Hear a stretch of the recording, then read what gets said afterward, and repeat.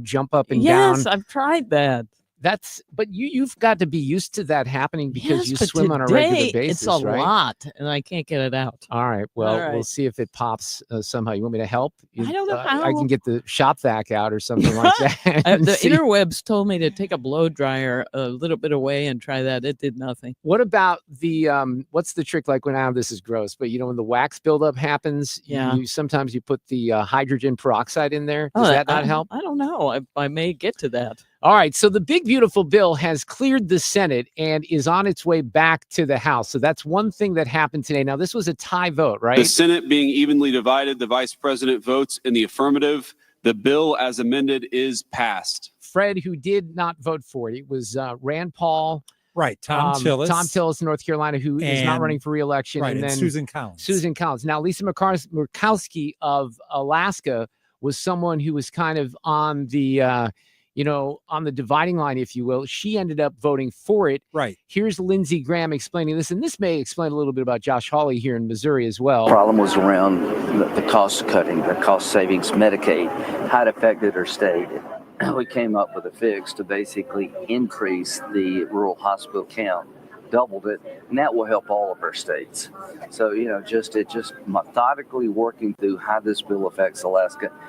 The president's been very busy today. He's been talking about alligator Alcatraz. We didn't get to that yesterday. That's actually rather interesting and comical. But Fred, if it's not my imagination, he's had several different media opportunities today, like from even beginning this morning, right? I can't keep up in pulling sound. Yeah, he's had like 4 or 5 different ones. He's very happy, though, to pass the Senate. Look, I didn't think they'd get it through the Senate this quickly. Now it goes to the House, but there are red flags in the House, and we're going to spend some time on this with Scott Moorfield, who writes for Town Hall, in just a few minutes. But here's the president. Well, I just heard that about the Senate, and the bill just passed, and it tells you there's something for everyone. I mean, it's a great bill. There is something for everyone, and I think it's going to go very nicely in the House. Actually, I think it will be easier in the House than it was in the Senate. Well, we'll see about that. Chip Roy doesn't think so, and some of the other Freedom Caucus members. But I want to talk about something else here as we start. And Sue introduced us to someone by the name of Hank Lena a few months back. And Hank came to one of our fish fries, and he has this amazing American story. Would you like to, in synopsis form, explain for those listeners who might not be familiar with Hank and what he does with his coffee business and why he became someone who we were very inspired by on this particular show, Sue? Well, yes, he comes from New Zealand. He met his wife, Melanie, who's also great, but she's an American. Right. At an airport, and they flew on a flight together, and by the end knew that there was something there. So they eventually got married and moved to New Zealand. And he was essentially a rancher. Well, you know, he was specific about what he did with the bulls, right? And they have, yes, it's already it's more than a little PG-13. Yes, but the point is, the shutdowns for COVID were so bad over there, right? Outrageous that they finally ended up moving back here. And Hank last year went through all the hoops to become a U.S. citizen, and he could not be more proud. I mean, it makes you teary to even talk about it. And this is the year anniversary. So he sent this video to us today. And have you seen this? Did he send it to you? This is awesome. Hello, fellow Americans. I've been waiting to say that. So 249 years ago, a group of men put their signatures to a document to make this country independent. And on the 31st of January this year, as many of you know, I put my John Hancock to a document to accept that I become an American citizen. Oh man, one of the greatest honors I've ever had in my life. It's a great feeling. In fact, we're going to celebrate it because this Friday is my very first Independence Day as an American citizen. So Melanie and I would love to buy you all a coffee this Friday. Come on down and have one on us. And let's celebrate this great nation built on great values and great people. God bless America. Thanks, everyone. So I love that for a variety of reasons. And we may even I had an idea, maybe we have him on the show tomorrow. But I want to talk about the country, and I want to talk about this week, and I want to talk about Independence Day, because I, as many of you do, I love this country and I appreciate the freedoms. Even someone like me who does appreciate the freedoms, maybe I even underappreciate the freedoms, because I told this story about an Uber driver that I had several weeks ago. And I love talking to the foreign Uber drivers because they are more pro-American than a lot of Americans, and they have this appreciation. This guy was from Ghana, and we were talking about the country and the opportunities that the country affords you. And, he put something in perspective that day where he said, we don't even have the ability or the confidence to know when you turn a water faucet on that water will come out of it. Jeez. Right. And I've been to Honduras before, and I've seen how they live down there. And you now have this guy who's a communist essentially running for the mayor of New York City. But you have, and I have some great audio from this woman named Xi Van Fleet, who is a survivor of Mao's China that I likely won't get to in this segment, but she was on Laura's show last night. And want to highlight some of the things that she said, because she really focuses on freedom and the opportunity that we have in this country that nobody else on the planet has. And there's a guy by the name of Andy Kessler who wrote about this a couple of days ago in the Wall Street Journal. And you might remember, Sue and Fred, and those of you listening, that when we were really trying to decide who was going to be the next president, one of the things that horrified me perhaps more than anything else is that Kamala Harris would be in charge of the sesquicentennial celebration. Oh, yeah. Because, look, we remember the bicentennial 50 years ago, and this is going to be an amazing party that President Trump is going to guide us through and shepherd us through. And Andy Kessler's piece mentioned that he signed an executive order right after his inauguration declaring a grand celebration for our 250th anniversary. But beyond parades and fireworks and funnel cakes, defining the American identity sometimes gets lost in the woods. And as Andy put it, it's more than football or Beyonce or Marvel movies or Caitlin Clark, let alone B-2 bombers and bunker busters. And for him, he said, it starts with freedom. And for me, it starts with freedom. One of the reasons I love Missouri is because we have more freedom in Missouri than other people have.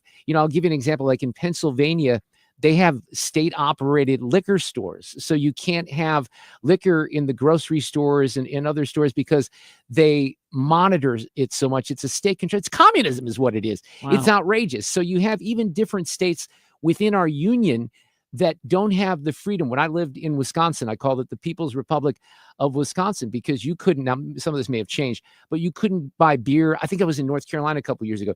You couldn't buy a beer until a certain time, like at 11 a.m. or noon. Forget it, right? I want the freedom. If people have freedom, you should have freedom to do whatever you want, whether it's alcohol or something else. So this country is a nation of entrepreneurs. It's a nation of builders. There's a certain ruggedness and resilience with, as Andy Kessler called it, an extra large dollop of dignity, caring, and giving. And he said, Martin Luther King said that he thought the American dream required a tough mind and a tender heart. And he said, I like that. So there's all kinds of things that are going to go on here in the next year that I think are important. There's a group called the American Association for State and Local History that has outlined their anniversary plans. They want to use the 250th to help American society progress toward justice through an inclusive approach to history. That sounds like the diversity, equity, and inclusion gobbledygook of the Biden administration, because we should focus on what this country is, what made it great. And I hope that we're not going to get around back to this DEI stuff. But I will say this, it concerns me greatly that this guy won, and it was official today that he had enough votes to move on, and he's the winner, Maldani, of the New York City primary. Because this guy, and when I play, I don't have time to do this right now, when I play Xi, who was on Laura Ingram's show last night, I was driving home and I heard what she had to say. She really paints a picture of freedom, and you don't have the juxtaposition unless you've been to some of these other countries, unless you've experienced it. And I think, at this point, I'm preaching to the choir with most people listening to this afternoon, because they do love the country. Our audience loves the country. But this is something, and I'm not going to be here on Thursday or Friday. This is something that should be celebrated and highlighted. And I hope so dearly that when people, put brats on the grill, when they, eat their hot dogs on Friday, or whenever you're going to celebrate this weekend, or when you see fireworks, that you truly think about the freedom that we have in this country that many of us, including, let's face it, a lot of the young people take for granted. Andy Kessler's piece, he basically, said at the end of it, look, these are things to be proud of. And young people, young folks could ask elders for advice that's not seen on TikTok. America isn't about all baseball, hot dogs, apple pie, and Chevrolet. It's the freedom to grow, the freedom to believe, the freedom to live and let live. Traffic from the 97.1 FM Talk Traffic Center. We've got an accident westbound 6440 past Hampton. They're blocking the right lane and the right shoulder. And of course, there's some volume behind it. The most hideous jam is unfortunately for Illinois drivers. We've got road work again, eastbound 5570 from Exchange to 203. They've got the right lanes blocked, and we've got a parking lot back across the Poplar Street Bridge onto the Missouri side. And traffic is really stacked up near 18th Street, headed for the bridge. And of course, that has put a jam on northbound 55. Drivers trying to ramp on from northbound 55. And southbound 55 slowing in the construction zone, mainly at Bates. Out west, 70, a little slow in the Wentzville area. I'm Sue Thomas with traffic on 97.1 FM Talk. Brought to you by Amazon. This Prime Day, July 8th through the 11th, you can get a great deal on a new foot spa, transforming you into the queen of kicking it. Wait, this has bubble jets.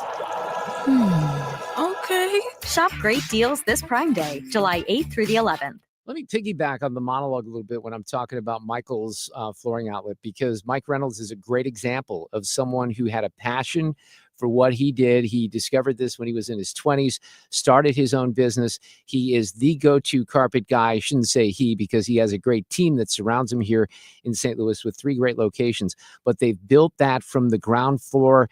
They keep improving year after year. They get rave reviews from customers. I was a customer last fall. They did an amazing flooring project. One of the things that I like to say, just because I'm kind of cheap, just to be, honest here, is you can do it on a budget. You want to go all out and put the fanciest carpet from Mohawk in your home, you can do it, and they'll guide you into that. But if you have a flooring project and maybe you're a little afraid to do it because you don't know if you have the budget to do it, they have options for you. I think you would be shocked at how affordable some great looking flooring is. And that's exactly what happened in my home, because we had my daughter's bedroom, the guest room across the way.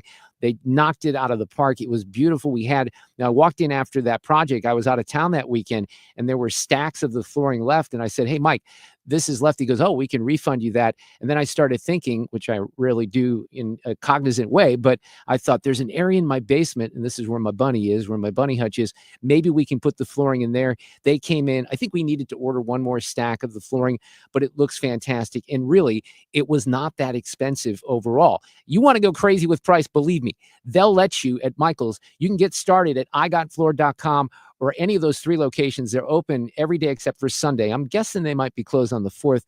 You should check that out. Old Town St. Peter's, in Darden Prairie, and in West County on Olive. igotfloor.com for Michael's Flooring Outlet. If you're considering an annuity as part of your retirement plan, we need to talk. Hi, I'm Bob Stockdale, Senior Vice President Investments with the ClearPath Wealth Management Group at Stifel, and host of On the Money, Saturday mornings at 11 on 97.1 FM Talk. Annuities can be a useful tool for some retirement investors, but not all annuities are created equal. Every week, we meet clients who own complex annuities that don't suit their needs and, in some cases, actively undermine their retirement plan. Before you purchase an annuity, get a second opinion from the ClearPath Wealth Management Group at Stifel. Requesting a consultation is free of charge. To request a free consultation, contact us at clearpathinvesting.com. That's clearpathinvesting.com, or call us at 636-695-2650. That's clearpathinvesting.com or 636-695-2650. Stifel Nicholas and Company Incorporated, member NYSE and SIPC.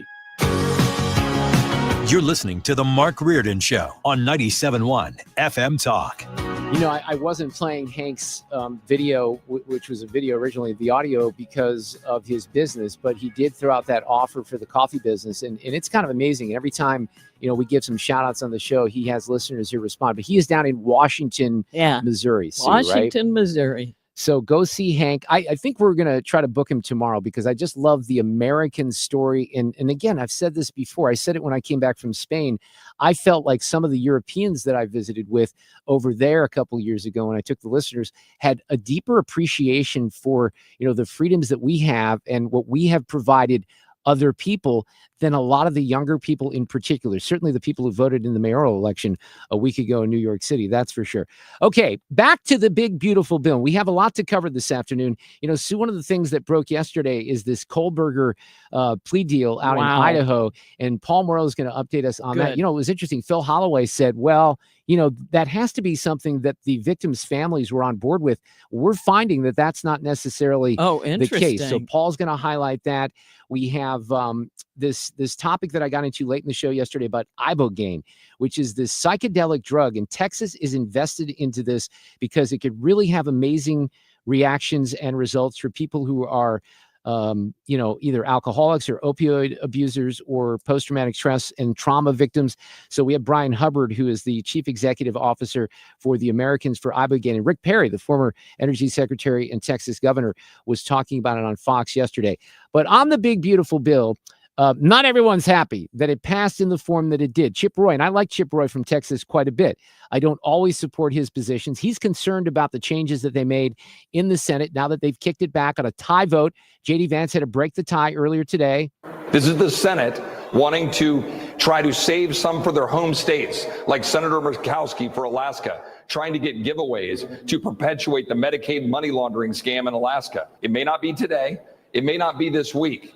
But we're going to deliver on the tax cuts, spending cuts, and the border funding necessary to save this country. So he calls it a money laundering scheme. Josh Hawley would probably disagree with that, but Hawley was a yes vote today. Chip Roy says this about the changes as well. This is deals that was cut with Republicans in order to try to get this bill through the Senate. And it is going to undermine the good things we did in the House to deliver on the president's agenda. All right. The president wants the tax cuts. He wanted the Green New scam terminated. We need it all. And I think we're going to have some more work to do after this week to get this done. Yeah, so my understanding is some things that were taken out of the Green New scam by the House were inserted back in by more moderate members of the Senate. It's very hard to keep track of all this. I made that very clear yesterday. Scott Moorfield is with us. He's a writer and opinion columnist for Town Hall. How are you this afternoon, Scott? Hope you're well.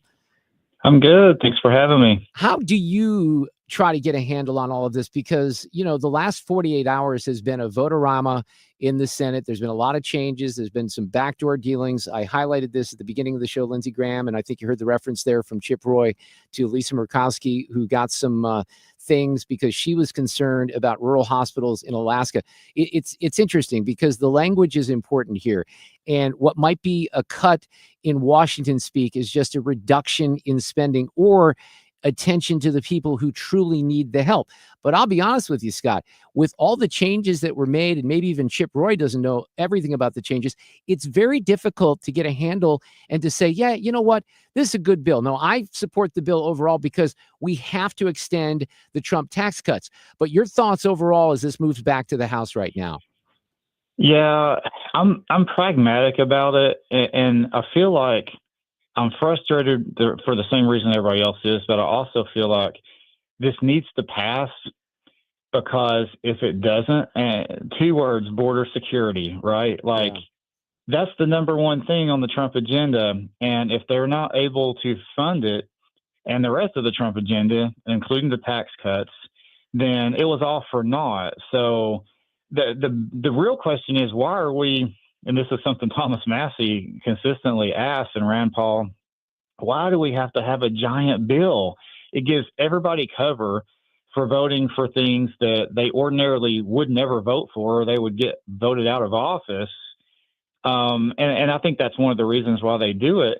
But why can't we just have different votes for different things and have everybody on the record for what they support or they don't? But they have this giant bill and we have to pass it and we're stuck. Like we have no choice. Like and that's where the pragmatism comes in because you gotta, you just got to. Well, because look, part of that is because they're doing it with the reconciliation process, which does not require the 60 vote threshold. Here's Stephen Miller sort of explaining some of this. I've spent my entire life in the conservative movement.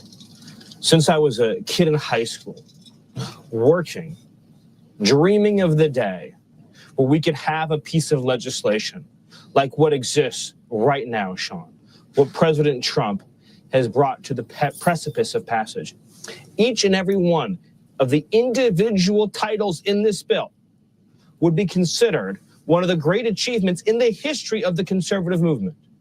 the title, for example, building the missile defense shield for the United States of America, Sean, so we can be safe, our children can be safe from foreign adversaries in this growing era of intercontinental ballistic missiles as nations race for supremacy. The section on this bill enshrining border and homeland security, this is the most far-reaching border security proposal, homeland security proposal in my lifetime. Sean, not just my lifetime, going back to Eisenhower, going back to since we've had conversations about the border, Sean. I take this seriously. So he was on with Hannity last night. And Scott, to his point, look, I like Stephen Miller. I think he's really good at explaining some of these things, but it sort of circles back to your point. There are absolutely components of this bill that you and I and many of the people listening right now would support wholeheartedly, including an extension of the tax cuts.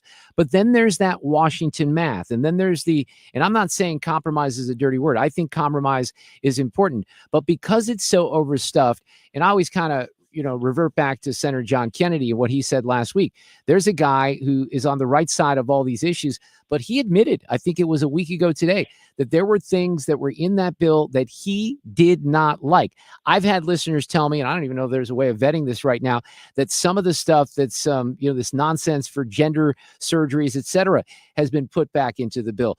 The problem is, Scott, and I think you might agree, there's no way you can cross-reference that right now and do a search and say, hey, what's in this bill? What's not in this bill? We have to trust these guys in Washington. They're not the kind of people we should trust for the most part. We know that there's been deal making and behind the scenes stuff. It goes back to the House. Chip Roy's throwing the red flag. I mean, can they get it to the president's desk? One thing it does speak to, and I think you would admit, and especially as someone like me, who is not always a supporter of President Trump, you got to give the guy credit because nobody thought he could do a lot of these things. I didn't even think yesterday he could get it through the Senate, and they kicked it back to the House. Yeah, and they've got a whole other set of hurdles. I mean, I remember really hoping that maybe the Senate would make it better. Remember, I don't know. Yeah. So maybe we can get some concessions here. Maybe it'll come down to Rand Paul and he can make it better. But at the end of the day, is it more good than bad? And I think it probably is more good than bad because, they'll say, well, if we don't do it now, then, and this is something Elon Musk LOL'd about, but if we don't do it now, then we're going to have to do it needing 60 votes, which if you could imagine how hard that would be. Yeah, it's so impossible. my solution to that, of course, is eliminate the filibuster while we have the chance because they're going to do it anyway. And we're already under a de facto filibuster-less world anyway with these omnibus bills. What would be better, having no filibuster and having everybody vote openly for individual bills? Well, that gets tricky. It's the lesser of two evils. I understand the suggestion, but then, when you flip it around, it wouldn't take much to flip it around. The Democrats, they have way too much power. But one of the other things here is how the math is inserted and how it's explained. So when the CBO says that this is a fiscal blowout because it increases the deficit by $3.3 trillion over 10 years, that's only true if you assume that Congress was going to tolerate the $4.5 trillion tax increase. And that would be the result. And this is the main reason that I've supported this bill, because if the 2017 tax reform expires at the end of this year, all the individual tax provisions are scheduled to do that, then everyone's taxes go up. They like to play the class warfare game, and this is a tax cut for billionaires. No, this would be a tax increase for everyone in this country.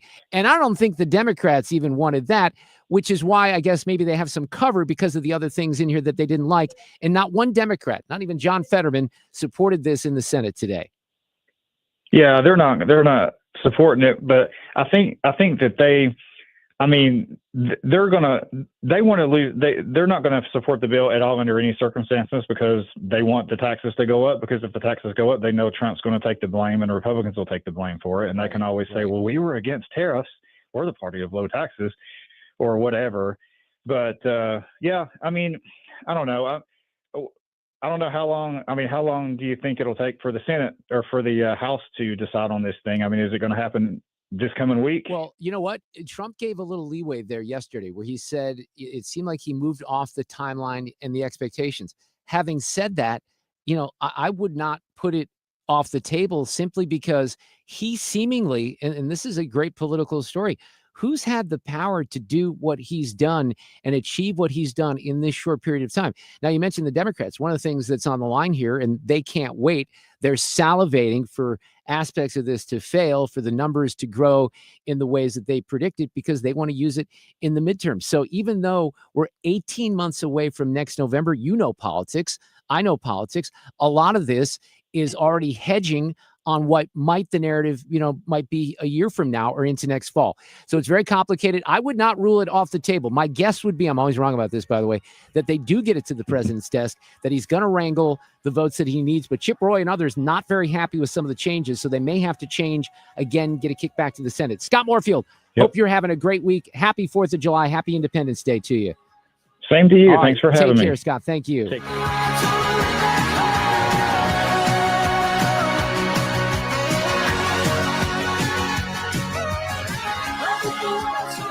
Traffic from the 97.1 FM Talk Traffic Center.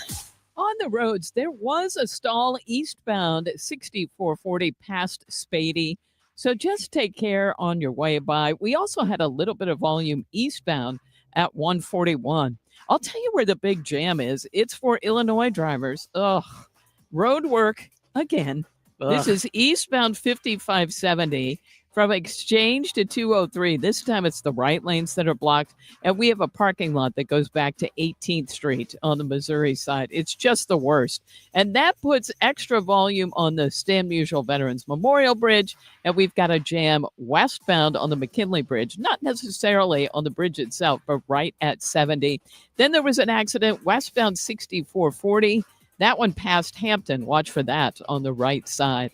I'm Sue Thomas, and that's traffic on 97.1 FM Talk. I think I told you that I had a meteorologist many years ago on KMOX. Her name was Sally Russell, and she injected the word blech into the official meteorological term. And I think you've inserted the word ugh into the official traffic terms, right? Unfortunately. This report is sponsored by Overhead Door Company of St. Louis. Cash for Clunkers is back. Overhead Door Company of St. Louis is paying cash for your clunkers now. Schedule online at overheaddoorstlouis.com or call 314-781-5200. It's cash for clunkers now at Overhead Door Company of St. Louis. All right, we're going to look past last night's Cardinals game and push forward to tonight. I want to talk about underdog fantasy. By the way, Joe Strohm from the Cardinals is going to join us a little bit later. They have some ticket deals that I want to highlight and that Joe will highlight in the 4 o'clock hour. This is a good pitching matchup tonight. Palante against Paul Skeens.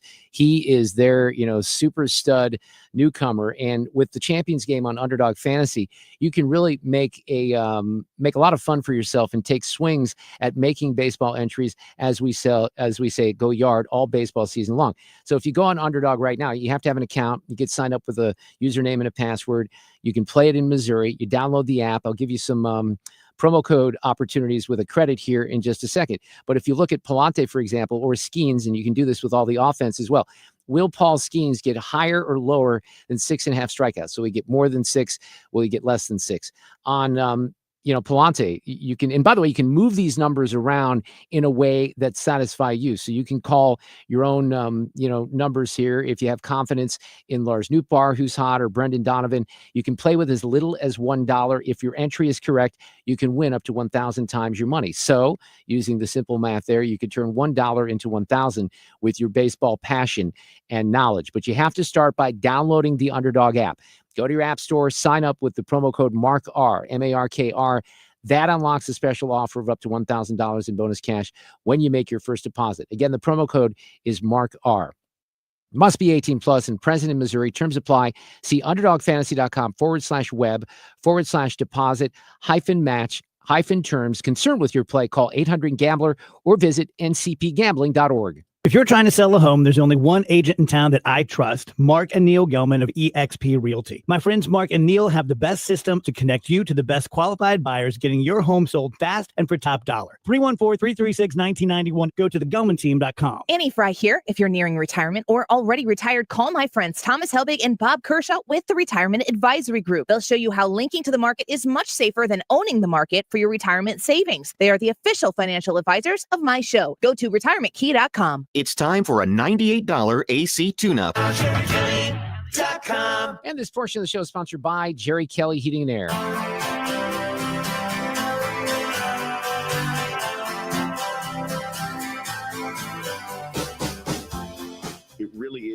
an ideal outcome for the prosecution. And again, I feel bad for the families. I know they wanted more. So, this is a story that broke yesterday on the Kohlberger case, and Phil Holloway joined us yesterday. One of the things that Phil said, and he may have had an incorrect gut instinct, and I think this is typical in cases like this. He thought, instinctively that if there was a plea deal, which takes the death penalty off the table, that the victims' families had to be consulted and might have been for this. And we're going to ask Paul Mauro, Fox News contributor, retired NYPD inspector, attorney, and founder of a great website called theopsdesk.org, for his opinion this afternoon. Hi, Paul. How are you? Thanks for coming back. I appreciate it. No problem, Mark. Thank you for having me. So what is your take on this whole deal? Because obviously jury selection was supposed to start here in about a month in August. You and I have been talking about this case for a long time. It's one of those that has, gripped the nation because there were so many people killed in a very mysterious way. But you've also highlighted the evidence here, the DNA evidence from the sheath and everything that the prosecutors had on this guy. I mean, I don't think there was any doubt that he was guilty. Are you surprised by this? And then what do you think of the reaction from some of the family members? No, I wasn't surprised. I was shocked. At this stage of the game, with this kind of an evidence profile, I really did not expect this to come down. What I suspect happened is that at some point along the line, the prosecution offered the deal. It was sitting on the table. And then when the final sort of Hail Mary motions that the defense was making relative to having 4 alternative suspects introduced at trial, despite having no support for those. When that was finally shot down by the judge, they decided, okay, there's a deal on the table. We got nothing to lose. Let's just take it. Phil isn't wrong, by the way. Phil's an excellent attorney. In Idaho, the families do have to be consulted, and the prosecutor, right in his statement, said that they were. But the families' statements, the families' opinions are not dispositive. Ultimately, the prosecutor is an attorney. The prosecutor has a client, and that client is not the victims' families, but the people of the state of Idaho. And so the ultimate decision comes down to what the prosecutor wants to do. And in this instance, the prosecutor decided that this was the best move. I have my theories as to why, but that's the way it went. Well, okay. What's your theory as to why? Because I'm curious about that. Well, I actually think there's a couple of things potentially going on here. I think 3 or 4. Number one, they probably were getting pressure from the FBI. The FBI does not want to release how they did what they did with the DNA. And that is relatively new law. And so they might have felt like there was a vulnerability on appeal. And no prosecutor wants to win a case to lose it on appeal 3, 4 years from now, 5 years from now, and have to redo the entire thing. And it's a very liberal circuit, because it likely would be a constitutional claim. It'll go to the Ninth Circuit, which is notorious. And so it then could be overturned, and the families might have to relive the whole thing again, as with the prosecution. Secondly, and I think this has not really been explored very much, aside from the fact that there could be something else in the appeals that, maybe there's some mistake that the police made that we don't know about. Looks like the cops did a great job, but you never know. Is the fact that there was this collateral investigation, this other investigation that was potentially going to happen. If you recall, we had all these leaks. And recently, the judge said pointedly to the defense, if you guys want me to appoint a special prosecutor, I will do so. And by doing that, that prosecutor very well could unearth a whole can of worms relative to who leaked that stuff to a couple of different television agencies. They made movies about it. There is at least the one in, oh God, I forget, it was Dateline. And then there were, my understanding, 2 more coming down, one of which has the 2 surviving roommates in it. That's very sensitive stuff to be bouncing around in the media. Right. And it could also be something, almost certainly would be something, that is very ripe for appeal. You could argue he didn't get a fair trial. The jury pool was tainted even further. And so I think it put the prosecution in a little bit of a weaker position, especially on a death penalty case. And so I think at that point, they might have even revivified a deal that had gone dormant, because all of a sudden they were on their heels. And to be really Machiavellian about it, maybe somebody was worried about their reputation. Now, I don't know that that leak came from the prosecution side. I'm speculating. The judge seemed to think so. Could have been anybody. Could have been the prosecutors, could have been the cops, could have been a secretary in the clerk's office.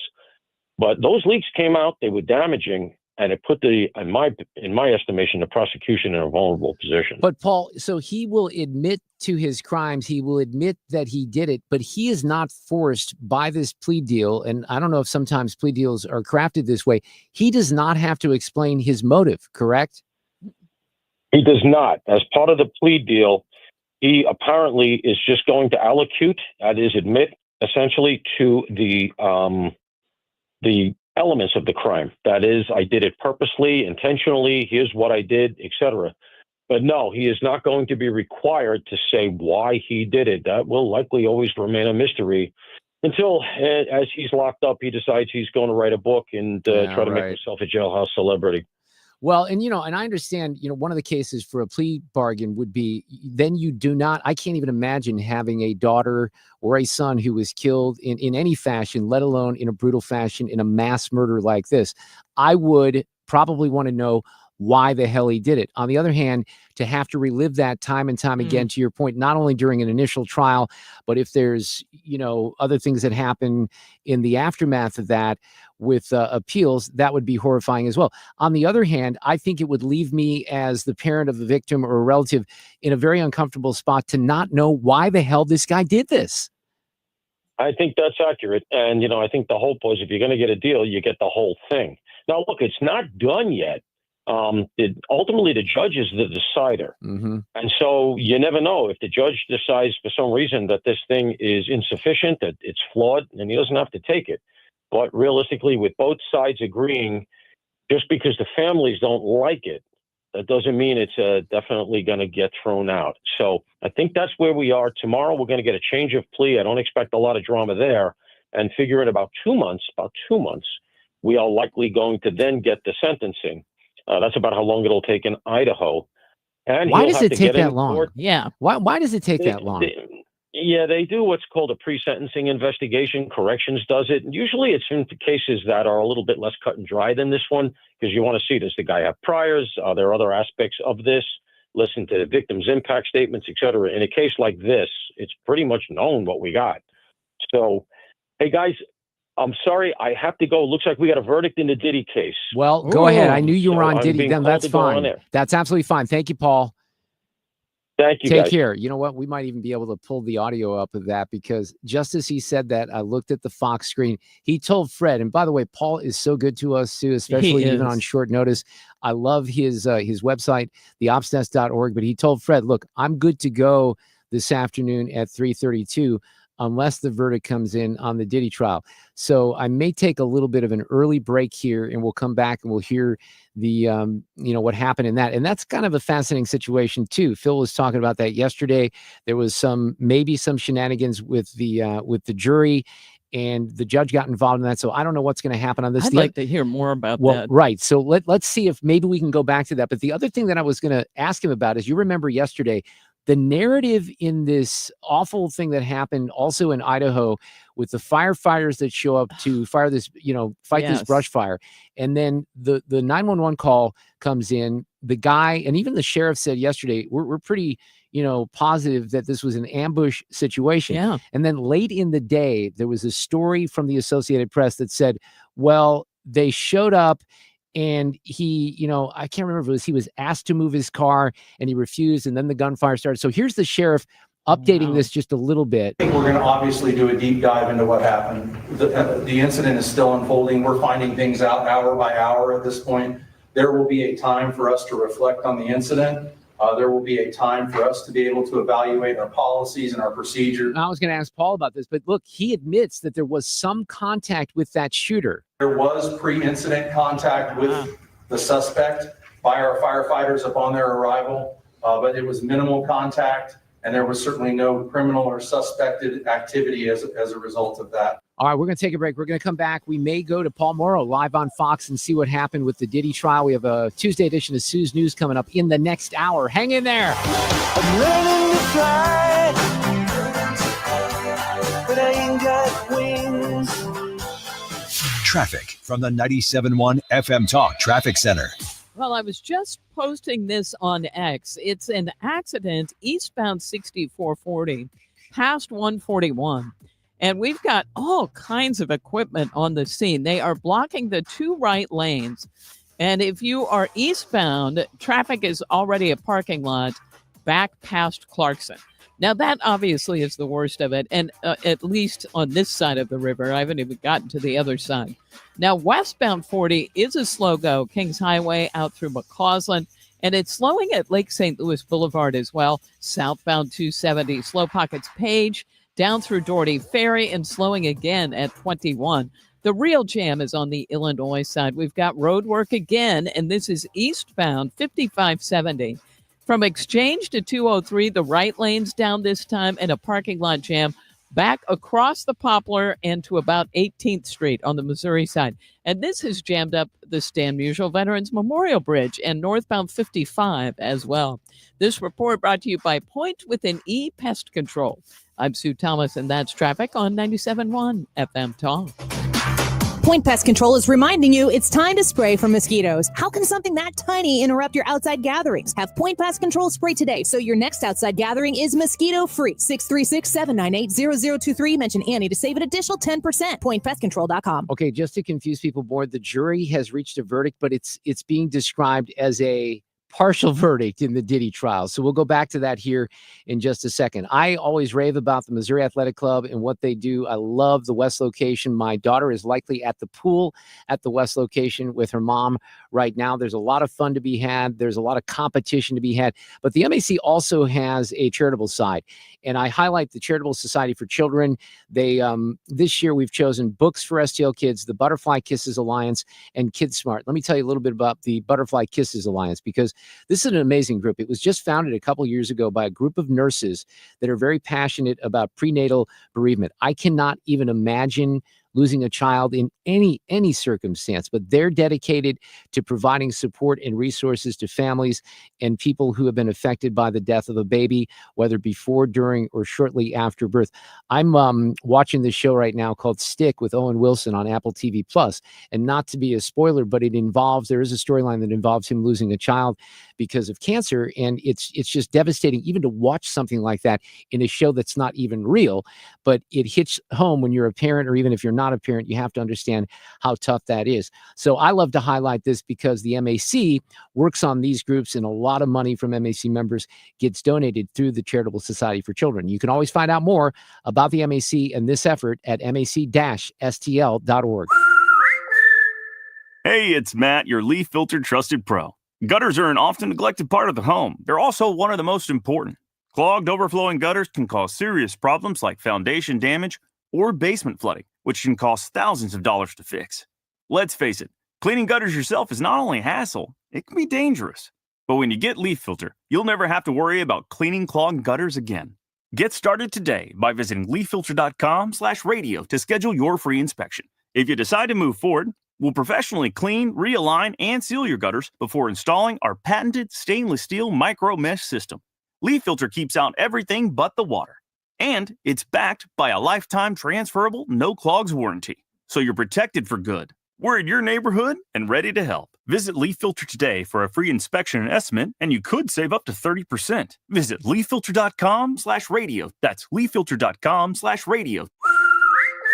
Eggland's Best. The only eggs with more fresh and delicious taste, plus superior nutrition. Available in so many delicious varieties. Classic, cage-free, organic, free-range, and pasture-raised. Eggland's Best. Better taste, better nutrition, better eggs. The Annie Fry Show. In the midterms for the state of Illinois will be the statewide elections. It's important to look to what will actually widen and broaden the proverbial tent the most so that you can have a victory. Weekdays from noon to 3.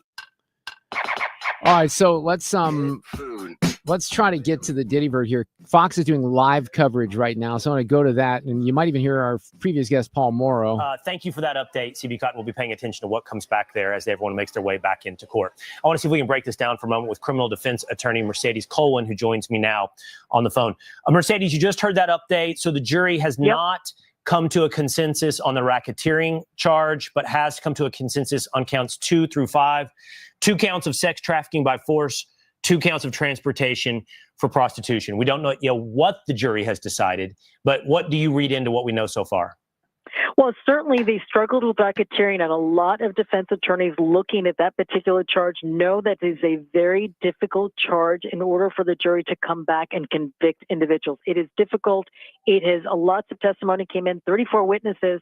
It has multiple layers of analysis, so it's not a surprise that the jury is still deliberating, may still deliberate, depending on what the judge does. The rest, sex trafficking was easy. I mean, we heard already the notes that were actually delivered in court today, where the jury wanted to have readbacks from Cassie Ventura's testimony. And Cassie Ventura is a very key figure in the prosecution, in the successful prosecution in this case, because she talked about the force, the coercion, the beatings, the freak-offs, what she was required to do at the hands of a violent, very violent relationship with Combs. So that was very easy. And then the prosecution was equally easy when you talk about all the flight information, like CB recounted for your audience, that they went through in painstaking details all of the information regarding the transportation of the escorts to these freak-offs across the country. So those were two very easy types of counts to get a successful conviction. With respect to Jane Doe, it all depends on whether or not the jury believed her. I mean, Jane Doe had to acknowledge during cross-examination that Combs still paid $10,000 a month to her for her expenses. So, of course, that sort of, at least in the juror's mind, may sway them one way or the other, whether or not she is a credible witness. And what if not, what is she seeking in this relationship that she had terminated a while ago? So if the judge, and frankly, I'm certain this judge will, with some certainty, he will really push for that Allen charge. This has been a 2-month trial. It's exhaustive in terms of all the time and money and resources that were put into this particular trial. The prosecution is pushing very hard for the judge to direct the jurors to get back in the deliberation room and try to go through the racketeering count. It does, as I said, there are multiple layers of analysis that's going to be needed, but if they do deliberate and they are hung, that's going to be remaining. It can be a partial verdict. And then if it is a hung jury with respect to that particular count, if they can't come to a conclusion with that, then the prosecution has to decide whether they should try to retry Combs on that particular count. And I'm not a betting person, I doubt that the prosecution would do that. If you're looking at what the counts, if those other counts are successful, if it is a consecutive type of penalty given, and each one of those are successful, he could spend about 40 years in prison when you count up all those counts. But if it's concurrent, then it's 10 years, 10 years plus. Okay, let's discuss this together and make sure we understand it for everyone watching at home, including myself, on layman's terms. Both you and CB have mentioned an Allen charge. Would you explain to us so that we understand the Allen charge?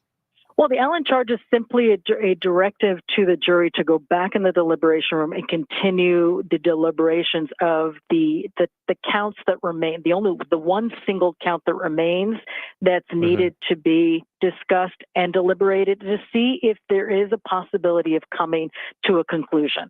And and you may remember that there was a note from the foreperson yesterday where juror number 25, it was identified in court that juror 25 was having some difficulty in following the judge's instructions. And a lot of individuals looking at this trial and analyzing the trial believe that it may have been the racketeering count that was perplexing this particular juror, if that's in fact what was taking place in the deliberation. So not a surprise.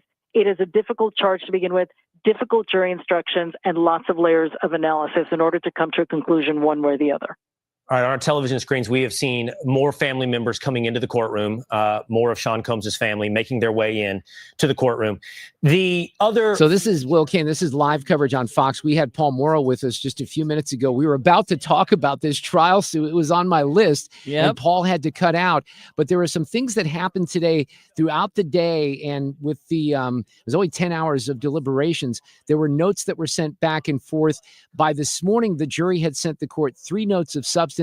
The third note asked for transcripts regarding specific testimony from Diddy's ex, Cassie Ventura. And I guess the situation there got a little tricky with the jury. And this is from some Fox coverage, including her account of an argument on the way home from a con trip, a trip to the Cannes Film Festival maybe, or just to Cannes, and the Intercontinental Hotel testimony. They also requested a transcript of another woman's testimony, Danielle Phillips, regarding this fight between Diddy and Cassie at the hotel. So they had a lot of questions going back and forth, and it does seem like there might be a split verdict. He was in the courtroom, Diddy himself flashing a quick thumbs up, thumbs down to someone who was sitting in the family row. So they're trying to cover this as it's happening right now in Manhattan. The jury will come back and convict Combs on those two, and then with Jane Doe, possibly acquit him. Because of what I said, that what during the cross-examination was she had to admit about the fact that there was continuing payment for her expenses. You're talking about the questions from the jury, the readout, give you some indication, perhaps, of where they are in their minds before we know their verdict. If you're right, exactly right. Mercedes, if you read this correctly, that potentially what you're looking at is guilty on two charges, right? Yep. One, sex trafficking by force, and the other, transportation for prostitution. I have here in front of me, sex trafficking by force carries with it the potential for 15 to life. Transportation for prostitution carries with it the potential for 0 to 10 years in prison. You brought up consecutive versus concurrent, so everybody understands. Right. If those charges and those prison sentences ran concurrently, that means they wouldn't be stacked on top of one another. He could potentially be in for 15 years in total. If they run consecutively, it could be potentially the 15 years for sex trafficking, and then starts the clock on the 10 years potentially for transportation for prostitution. The reason I bring this to you and to the audience is that will impact the prosecution, right? Do they want more? Is that enough? And will they push for a racketeering consensus if they don't get it here? So this is where it gets a little tricky. So count one, these are all the charges: racketeering conspiracy. Count two is sex trafficking by force, fraud, or coercion. Count three was transportation to engage in prostitution. Count four was sex trafficking by force, fraud, or coercion.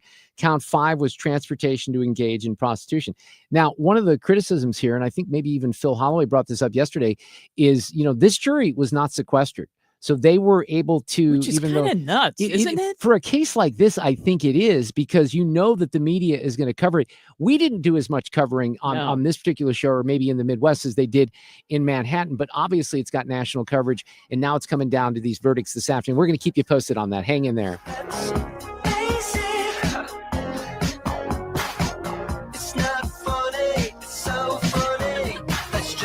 Traffic from the 97.1 FM Talk Traffic Center.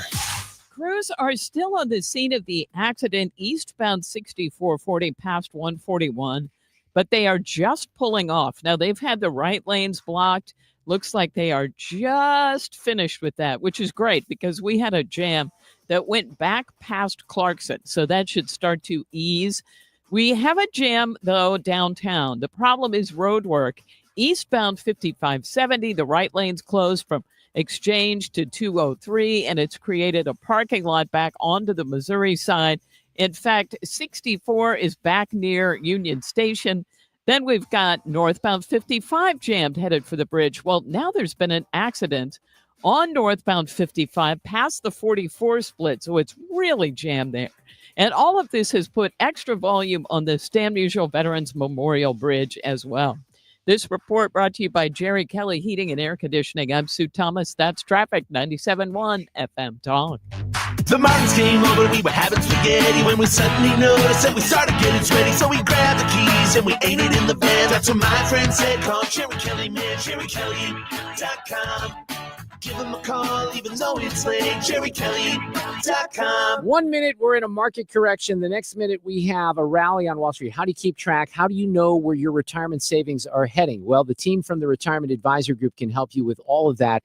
We do 5 seminars per year. Right now, we're not in seminar time. We take the summer off a little bit. We're going to revisit this in just a couple of months, and I'll certainly keep you posted. But this is the opportunity to go in one-on-one with Thomas Helbig and the team and see what your first steps to your financial goals might be. It is a very confusing time. Keep in mind, all that money you've saved, happens to go out the window to a certain extent with inflation. And they have strategies for you that are a little different. And as I always say, if you get to know Thomas and the team, and that's why we do these seminars, maybe you love what they're saying and their secret is safely linking to the market. Maybe you don't. Maybe you think that you want to go in another direction, but you're not going to know unless you sit down with the team.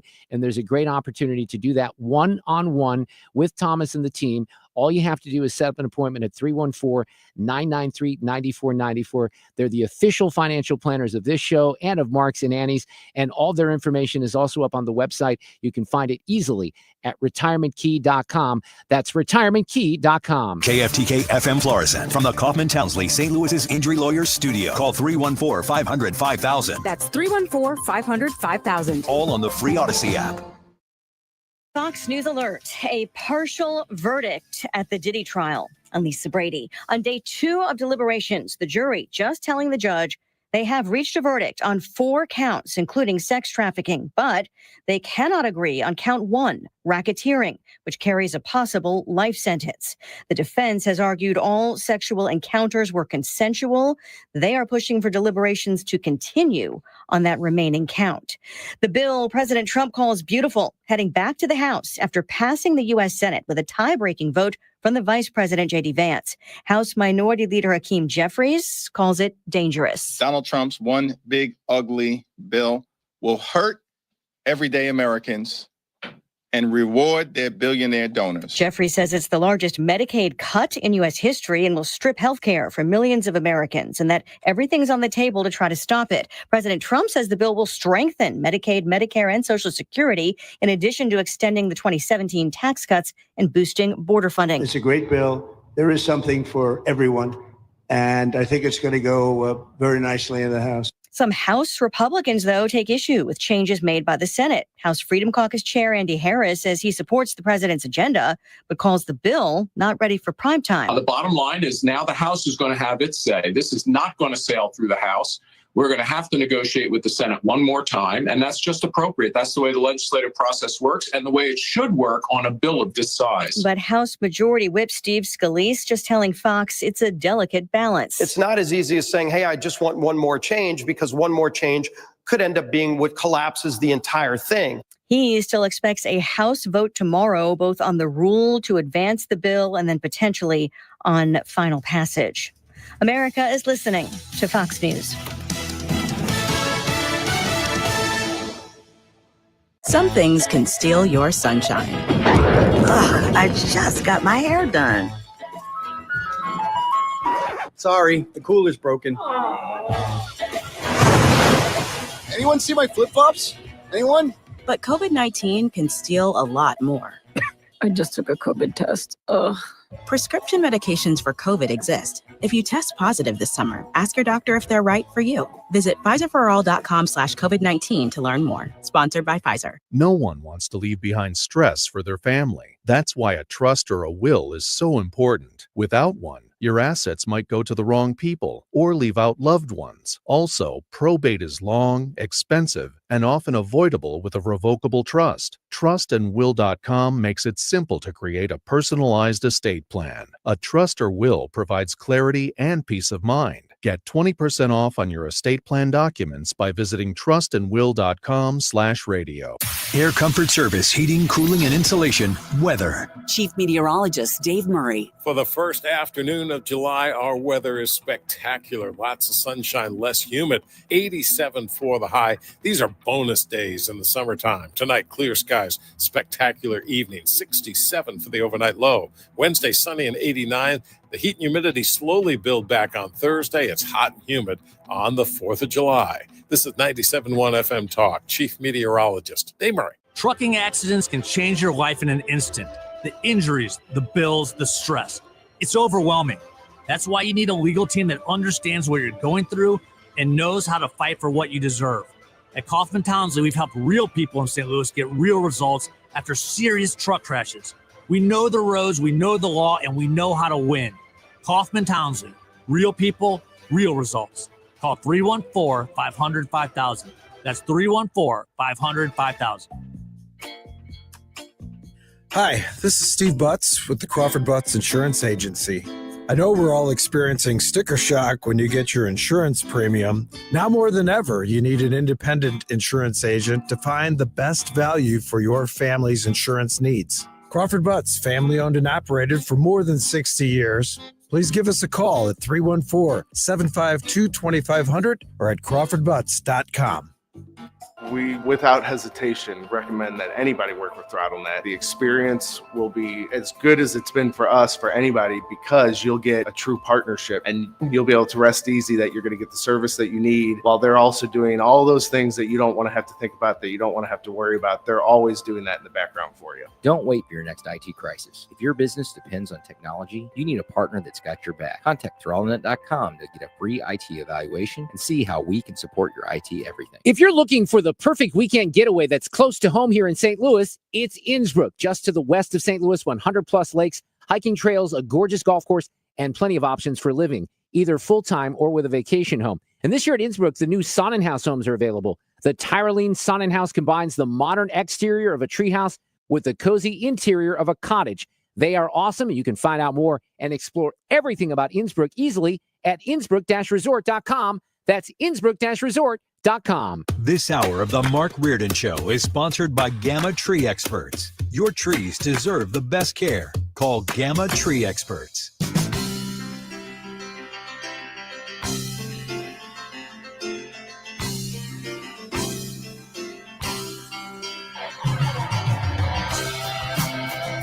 You're listening to the Mark Reardon Show on 97.1 FM Talk. As soon as you are. Well, we have a little breaking news this afternoon. Fred, I was telling the audience how Paul Mauro said, yeah, I'll come on with you at 3:32 unless the Diddy verdict comes in. And the only thing that could have been worse is if it would have come in like 2 minutes before Paul hit the air. But right now, they are supposed to read this thing, and it's a partial verdict. I've been dipping into the Fox coverage. For all I know, Paul is on the air right now. Let's go back into it here and see if we can get any kind of resolution, because it seems to be very, very complicated. We do have Sue's News coming up here in a few minutes as well, but here's some Fox coverage of this, what is being described as a split or a partial verdict in the Diddy trial in New York City. CB, can you characterize a little bit more what happened inside the courtroom? Yeah, Dana. So I can tell you there were some interesting moments between Diddy and his mother today. His mother has been inside court almost every single day of this trial, and several of his adult children have also been here almost every single day. So this morning, before Diddy exited the courtroom, he waved to his mother and another family in the front row, and he told his mother to just relax, and he complimented her outfit. And then yesterday, we had one of our several courtroom producers inside who say they saw Diddy lead his family in prayer before deliberations began. So we're getting this sense that Diddy's family, you know, they're standing strong behind him from the moment these charges were filed until we get this verdict from the jury, the final verdict from the jury. I can also tell you that Diddy has had 2 books with him as jurors continue to deliberate. Both of them are self-help books about positivity and happiness. And Diddy's defense team asked the judge for permission for Diddy to have those books with him as jurors continue these high-stakes deliberations. And I also want to note that it's been very interesting just to watch as these deliberations got underway. Yesterday, about an hour into the deliberations, they came back with a note to say they had concerns about one of the jurors and whether or not that juror could follow the judge's instructions. Well, the judge ultimately decided to send a note back to the jury and reminding them of their duty to deliberate and also telling them to follow his written instructions on the law. At this point, the judge didn't take any further action as it pertains to that juror who others were concerned about. But you may remember back on June 16th, another juror was dismissed over inconsistent statements about where he lived. And the judge expressed concern with that juror that maybe he gave those inconsistent statements because he simply wanted to sit on such a high profile case. And I was going back through the charges just to make sure that I'm delivering, the sentencing correct, the possible sentence is correct. And yes, for the transportation to engage in prostitution or the sex trafficking by force, fraud, or coercion counts, the minimum that Diddy could be sentenced is 15 years in prison, and the maximum would be life in prison.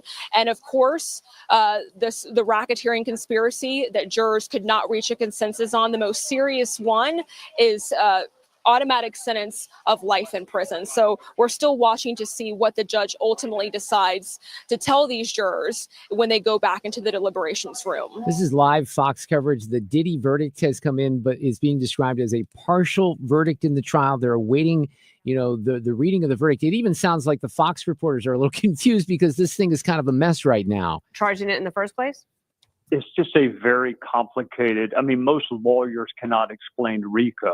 So to expect 12 people, average citizen jurors, to understand a criminal enterprise, predicate acts, the time period, it's just a lot to ask. Now, there's a reason to charge it even if you don't win. It opens evidentiary doors that might be closed. So lots of times prosecutors will charge something because it enables you to get extra evidence before the jury, even though you don't really expect to get a guilty verdict on that count. What does it mean for the judge to possibly consider an Allen charge? An Allen charge is basically a judge saying, go back, revisit your positions, but don't surrender a deeply held conviction. Defense attorneys don't like them. Prosecutors, it depends on what the split is. If the split's 10-2, then a prosecutor is going to love it if it's in favor of conviction. An Allen charge is basically a judge reiterating, look, you got to reach a consensus. It has to be unanimous, but do not do violence to your own conscience. In other words, don't just go along to get along, but it does have to be unanimous. Look, there's a lot of controversy around Allen charges. Defense attorneys don't like them. Because they benefit from a hung or split jury, whereas prosecutors only win if they're unanimous. All right, so there we go. We have not had the verdict read. We will continue to monitor that. We will have Sue's News coming up here in just a couple of minutes if they come back with the verdict. If we can explain the verdict, that's one of the challenges here. Right. And even though Paul had to cut away from his segment with us, I have not heard him on the Fox coverage. So I think that they're still trying to get a handle on this as well. But coming up here, I want to promote a couple of things. Bryan Hubbard's going to be on at 5:30 or so last night. Maybe it was a little more like 5:20. I talked about Rick Perry, and I heard him on Fox yesterday talking about this psychedelic drug called Ibogaine. And he's working with a group, and Bryan Hubbard is going to join us coming up at 4:33, who is the CEO of Americans for Ibogaine. It's a drug that has this amazing, promising new treatment for people with PTSD, trauma, substance abuse, anxiety. It sounds, like something you would instinctively say, well, that's crazy. But one of the things that Rick Perry admitted is, yeah, he thought it was crazy until he saw the actual results. And in some cases, these are people, Marcus Luttrell, who was featured in the movie Lone Survivor, they go down to Mexico because it's not approved here for use. And it's just one treatment and they come back different people. So Brian's going to reflect on that coming up in the next hour. We have Joe Strohm from the Cardinals. They have some great ticket deals that they're announcing. We have Duane Patterson from Duane's World Podcast. And by the way, remember all the doom and gloom about the stock market? Well, it's kind of back to where it was a couple of months ago. Dave Simons on that at 5:30, plus an audio cut of the day. Traffic from the 97.1 FM Talk Traffic Center. On the roads, it's been trickier than I would have expected. Okay, here's the deal. Massive jam eastbound 5570, all because of road work between Exchange and 203 in the right lanes. This has left us with a parking lot jam back near 18th Street on the Missouri side. Then there was an accident on 44 eastbound at Park. Watch for that on the right side, and that created a jam back past Jefferson. And that all of this put extra volume on the Stan Musial Veterans Memorial Bridge. Out west, if you're leaving town, westbound 70, moderate volume Highway A through Wentzville. 64 is lined up, Highway N out through the 70 split. And southbound 270 has slow pockets south of Page all the way down through Gravois. By the way, 55 southbound, slow headed down toward the Bates area. I'm Sue Thomas. Well, that's so unusual. That's weird that would happen on 55 near Bates, driving Sue. us all nuts. Can't even imagine. Well, I'm Sue Thomas, and that's Traffic 97.1 FM Talk. This report is sponsored by Overhead Door Company of St. Louis.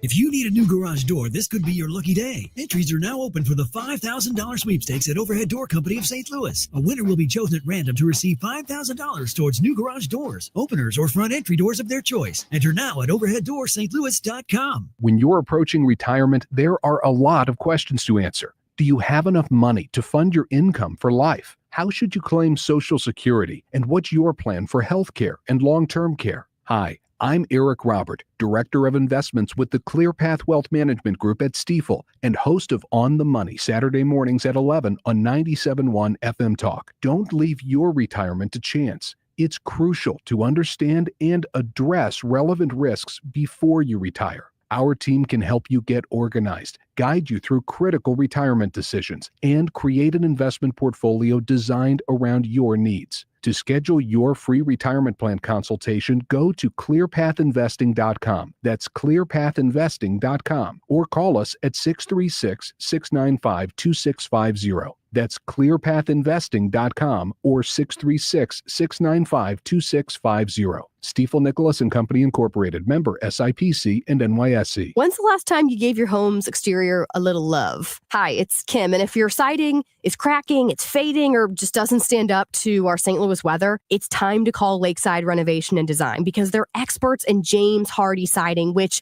is this durable, low-maintenance option, and it looks beautiful. Plus, you have customizable colors and textures, and so you can give your home a completely new look while protecting it for decades. Don't wait until the small problems turn into big ones. Visit lakesidearty.com to schedule your free consultation. You know what's faster than your paycheck? Literally everything. It's time to get your pay up to speed. With Earnin, you can access your pay as you work instead of waiting days and weeks for a paycheck. Get up to $150 a day with a max of $750 between paydays. No interest, no credit checks, and no mandatory fees. Because, hey, it's your money. Download the Earnin app now to get it and join millions of people making any day payday. That's EARNIN. Earnin is not a bank. Access limits are based on your earnings and risk factors available in select states. Expedited transfers available for a fee. Terms and restrictions apply. Visit earnin.com for full details. We get it. Attention spans just aren't what they used to be. Heads in social media and eyes on Netflix. But what do people do with their ears? Well, for one, they're listening to audio. Americans spend 4.4 hours with audio every day. Oh, and you want the proof? Well, you just sat through this ad that's now approaching 30 seconds. What could you say to a potential customer in 30 seconds? Let Odyssey put together a media plan tailor-made for your unique marketing needs. Advertise with Odyssey. Visit ads.odyssey.com.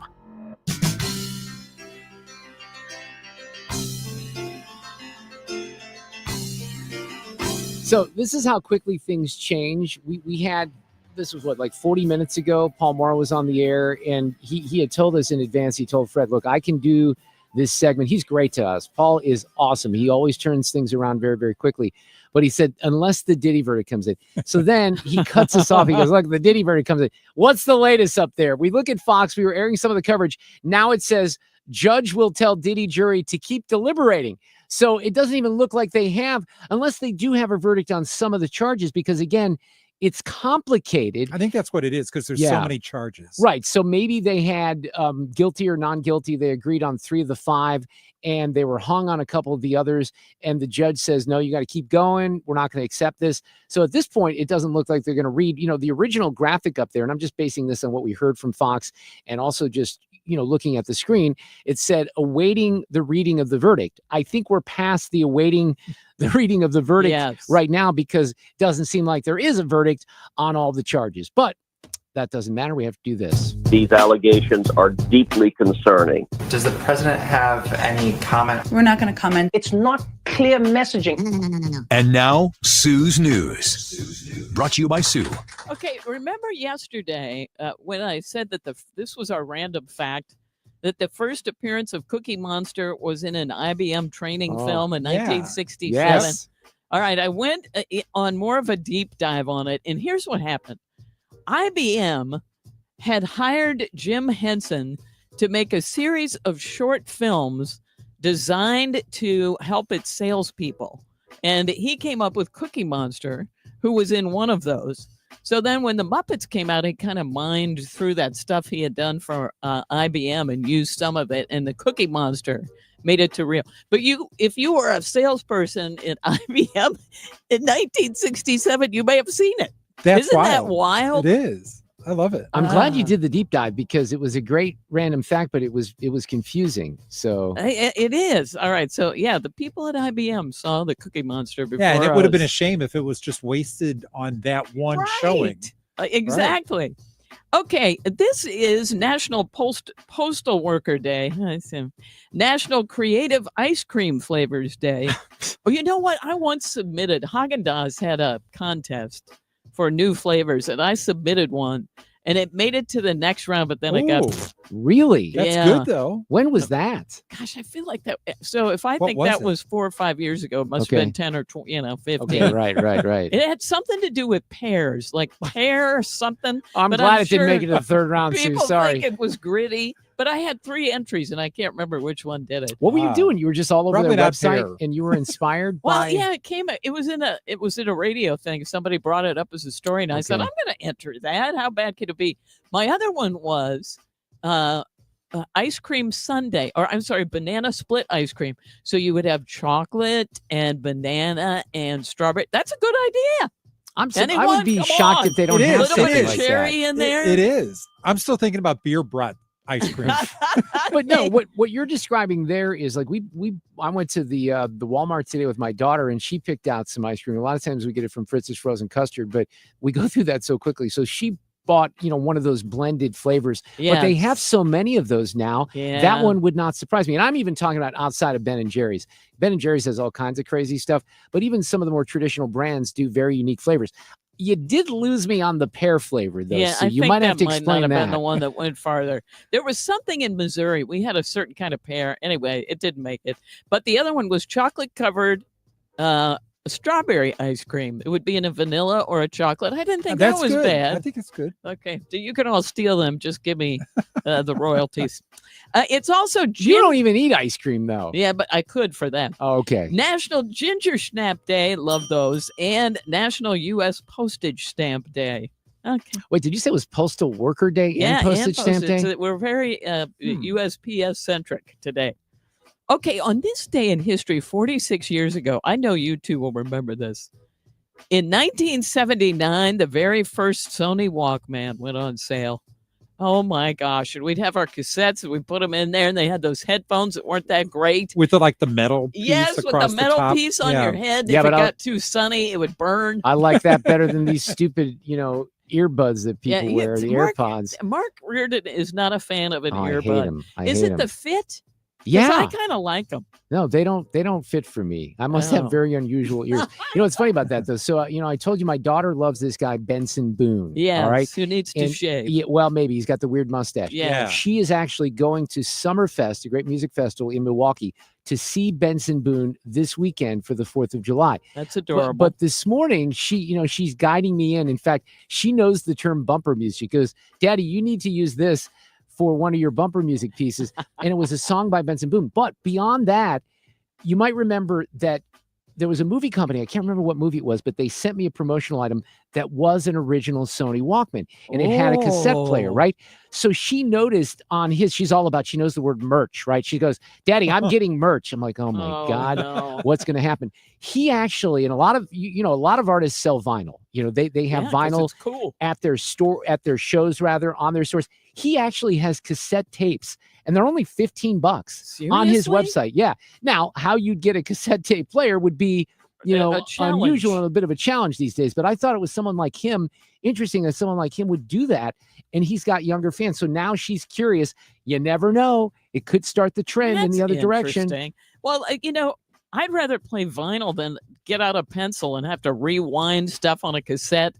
You know what I mean? I do know what you mean, but here's the thing that's missing. The missing component from that is we all would we would create mixtapes, right? True. And what was it? I love John Mayer and I have a man crush on him, but he was even telling the story on his Sirius XM channel that someone, who was it? It wasn't Bob Dylan. It was somebody else that he was a big fan of. Oh, it was Eric Clapton. Eric Clapton, this is 30 years ago, maybe 25 years ago, made a mixtape for John Mayer. Now, he probably did it on a CD or digitally. Yeah, but the that's concept wow. of the mixtape is such a lost art form because we all used to do it. Yeah, it's great. It was great. Okay, also 41 years ago today in 1984, the PG-13 rating was created. It's now 41 years old, and X rating turned into NC-17. Now, the first PG-13 movie didn't hit theaters until a month later, and it was, do you remember? No. Red Dawn. Oh, Red really? Dawn was the first I love that movie. PG-13. It's such a terrible good movie, though. Oh, my God. Now, you said what? I'm sorry. What year did you say? 1984. You know, what's interesting about that, because there's a movie that I love. I'm sure we've all seen Stand By Me, right? Yes. That was, if I'm not mistaken, a Rob Reiner movie. I would make the case that even though that was an R-rated movie in 1986, by today's standards, it would be PG-13. Oh, yeah. It would not be an R-rated movie. I really think you're right. They kind of adapted that.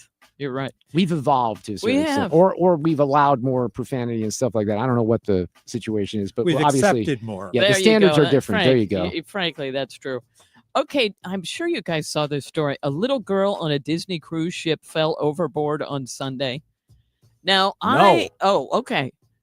Her dad, she was on the 4th level of this Disney cruise ship, and they have these, plastic plexiglass handrails, and they block everything, and it was unclear how it happened. And then I saw a story before we came on that said her dad had put up there to take a picture, and then she fell. Wait, did she die? No, she my fell, gosh. hit the water, and he jumped right in after her.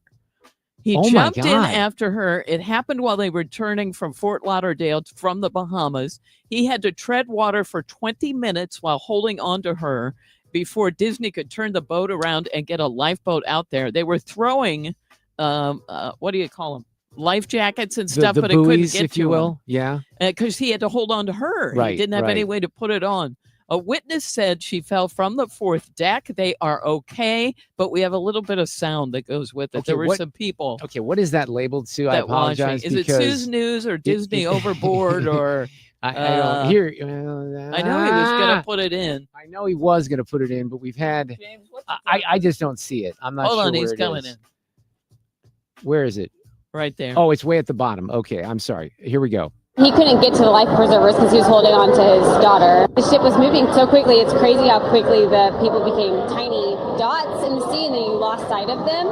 It looks like it was the mother because they were escorting her across the deck. They blocked off the deck, and I just saw her crying, and I just felt for her at that moment, and I just started praying. That was a very heroic thing that he did. Everyone was cheering on the ship, and the quick response of Disney made a big difference. Okay, yeah, heroic, but he essentially put her in that position. That's the story that's out now. They say passenger Gar Franz said he was on the 4th deck when he saw a child sitting on the rail of the Disney Dream Cruise while the man was taking a picture.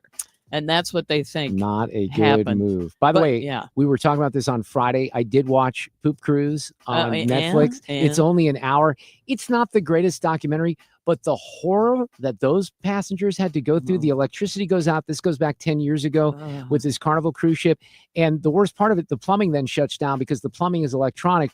And they're literally out there for days drifting away at sea. At one point, they start giving them free alcohol, which is like the worst idea. Yeah, no. But it is up on Netflix if you want to watch that. It's a quick watch. It's only like 55 minutes long. We are now in July. Happy first day of July. Here are a few things to look forward to. Of course, Amazon Prime is next week. Wimbledon is underway. The Tour de France starts this weekend. And the All-Star Game is July 15th. The Open in golf starts on the 17th. And lots of big movies this month. Jurassic World Rebirth, James Gunn's Superman, that opens next Happy week. Gilmore 2. We've got all kinds of stuff. And finally, in Sue's News, we have today's random fact. What did these people have in common? Jeff Bezos, Mark Hamill, Lin-Manuel Miranda, Rachel McAdams, Fred Durst, Pharrell, Sharon Stone, Jay Leno, Seal, Pink. They all worked at McDonald's growing up. Look at that. And that's it for Sue's News. That is a good little random fact there. I never worked at McDonald's, never did I fast didn't either. food. My brother did. Fred, did you do fast food? No, I did not. Sounds like a terrible, terrible sentence. Even probably even worse in this day and age, Yes. right? Oh my. All right. We have a fascinating new drug treatment that we're going to highlight here for PTSD, etc. Coming up next.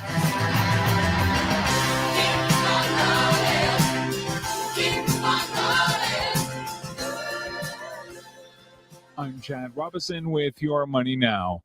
Lululemon is filing a lawsuit against Costco that accuses the wholesale club operator of selling lower-priced duplicates of some of its popular athleisure clothing. Some of the products Lululemon says Costco is making duplicates include its popular scuba hoodies, Define jackets, and ABC pants. Federal Reserve Chair Jerome Powell saying today the U.S. Central Bank would have probably eased monetary policy by now if not for President Trump's tariff plan. Powell's admission comes as the Fed has entered a holding pattern on interest rates despite mounting pressure from the White House.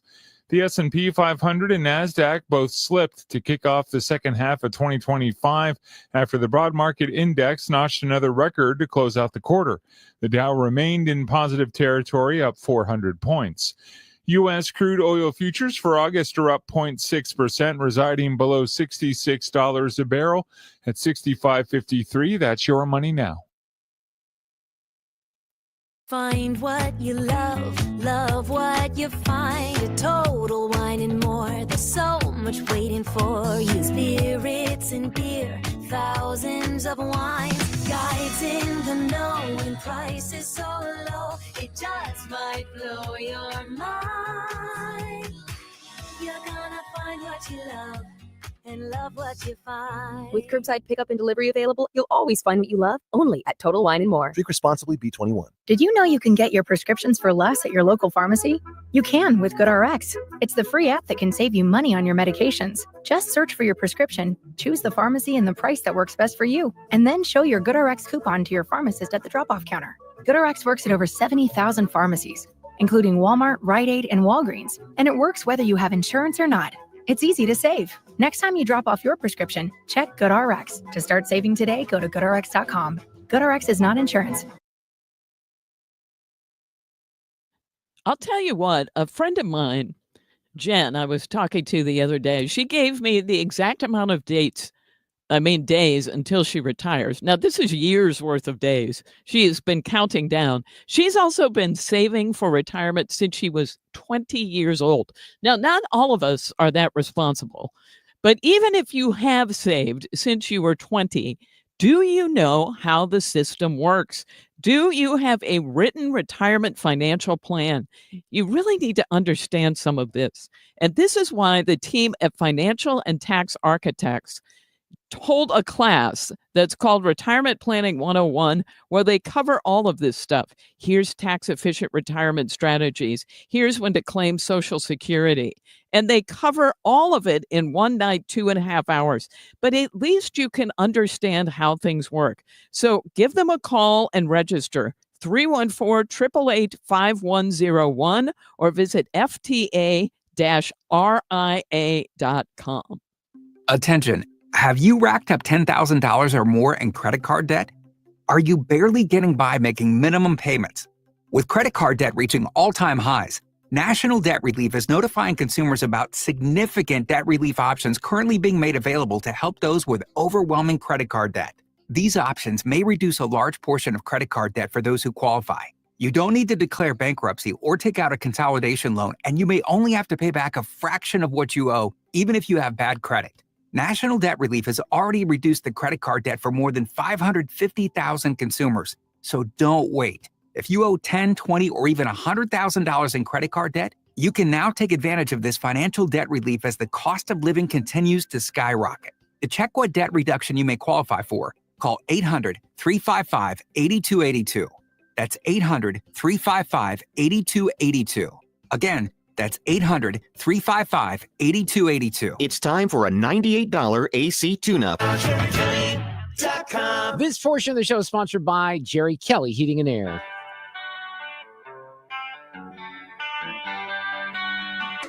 A little controversy for your afternoon. The Mark Reardon Show. You know, yesterday as I was driving in, I heard Rick Perry, the former energy secretary and former governor of Texas, talk about a topic that I was unfamiliar with. And it was based on the guest spot was based on a piece that he wrote in the Washington Post. And it was entitled, "I'm dedicating my life to fighting for a psychedelic drug. The root of an African shrub can help heal trauma, substance abuse disorder, and brain injury. And it was a fascinating conversation. I've been to the facilities in Mexico. I've studied this deeply. I've looked at the Stanford trial that Nolan Williams and the Stanford University, and it's without a doubt, in my opinion, this is a Schedule I drug, but it was swept up along with a lot of other compounds back in the late 60s, 70s, never to be touched and used. And we are seeing now that this can impact with one treatment. So it's called Ibogaine, and the state of Texas became the first state in the nation to allocate taxpayer money for funding clinical trials of this drug, committing $50 million. Bryan Hubbard is with us this afternoon. He is the Chief Executive Officer of Americans for Ibogaine. Bryan, how are you this afternoon? Thank you so much for coming on here in St. Louis on 97.1 FM Talk. Thank you very much for inviting me to speak with you and your audience. Well, I am fascinated by this, and philosophically, I believe in things like this. It's probably something I haven't talked much about on the radio. I'm familiar with the treatment of other substances similar to this. I think even Aaron Rodgers has dabbled in some of this, and he's spoken about it, but I was not familiar with Ibogaine. So let's start there. What is it, and how is it appealing, and why is it appealing right now to so many people that are suffering through PTSD, anxiety, substance abuse, all of these things that perhaps can be cured by this substance? Ibogaine is a naturally occurring alkaloid that is found in. It is used in the cultural and religious traditions of the belief. Uh-oh, we can't hear Bryan. That's a problem here. Well, I think we lost him. Let me just do it this way. And James, hopefully you're listening in the other room. I think we might have to get Bryan on and see if he can perhaps get a better cell signal. And I'll play a little bit more of Rick Perry here because I did some of this yesterday. Let me see if I can get back with him. Right, Bryan, are you there? Can you hear me? Yeah, let's try that again. I can hear you now. I couldn't hear that first answer at all. So let's see if maybe you're in a better spot with the cell and answer that question again. I apologize, but we couldn't hear you at all. My apologies to you, sir. Ibogaine is a naturally occurring alkaloid that is found in 3 botanical sources in West Africa. It has been used in the cultural and spiritual traditions of the Bwiti people who live in Gabon for centuries. In the early 60s, a heroin addict by the name of Howard Lotsoff came across Ibogaine in a setting that was on the West Coast, and he was somebody who devoured any substance that might produce a different experience. Mm-hmm. So out of curiosity, he took Ibogaine. He went through the process that lasts for 10 to 12 hours that involves a state of semi-paralysis in which you really are not physically capable of moving on your own, but you are always aware and oriented to yourself, person, place, and the people around you. At the end of the process, he came away with absolutely no desire to use heroin, and he did not experience any withdrawal. And this touched off what has now been over 50 years of intensive field study and observation that has produced data decades wide and a mountain high that establishes that Ibogaine is a profound addiction interrupter for people who are dependent on opioids, stimulants like cocaine, and even meth, something for which we have no effective medical treatments, as well as alcohol, tobacco, and other prescriptions medications that create biological dependency. In 2018, Dr. Nolan Williams of Stanford University was funded through a philanthropist to study U.S. Special Forces veterans who had been traveling to Mexico to receive Ibogaine treatment for symptoms of treatment-resistant depression, anxiety, post-traumatic stress, and functional impairment related to traumatic brain injury.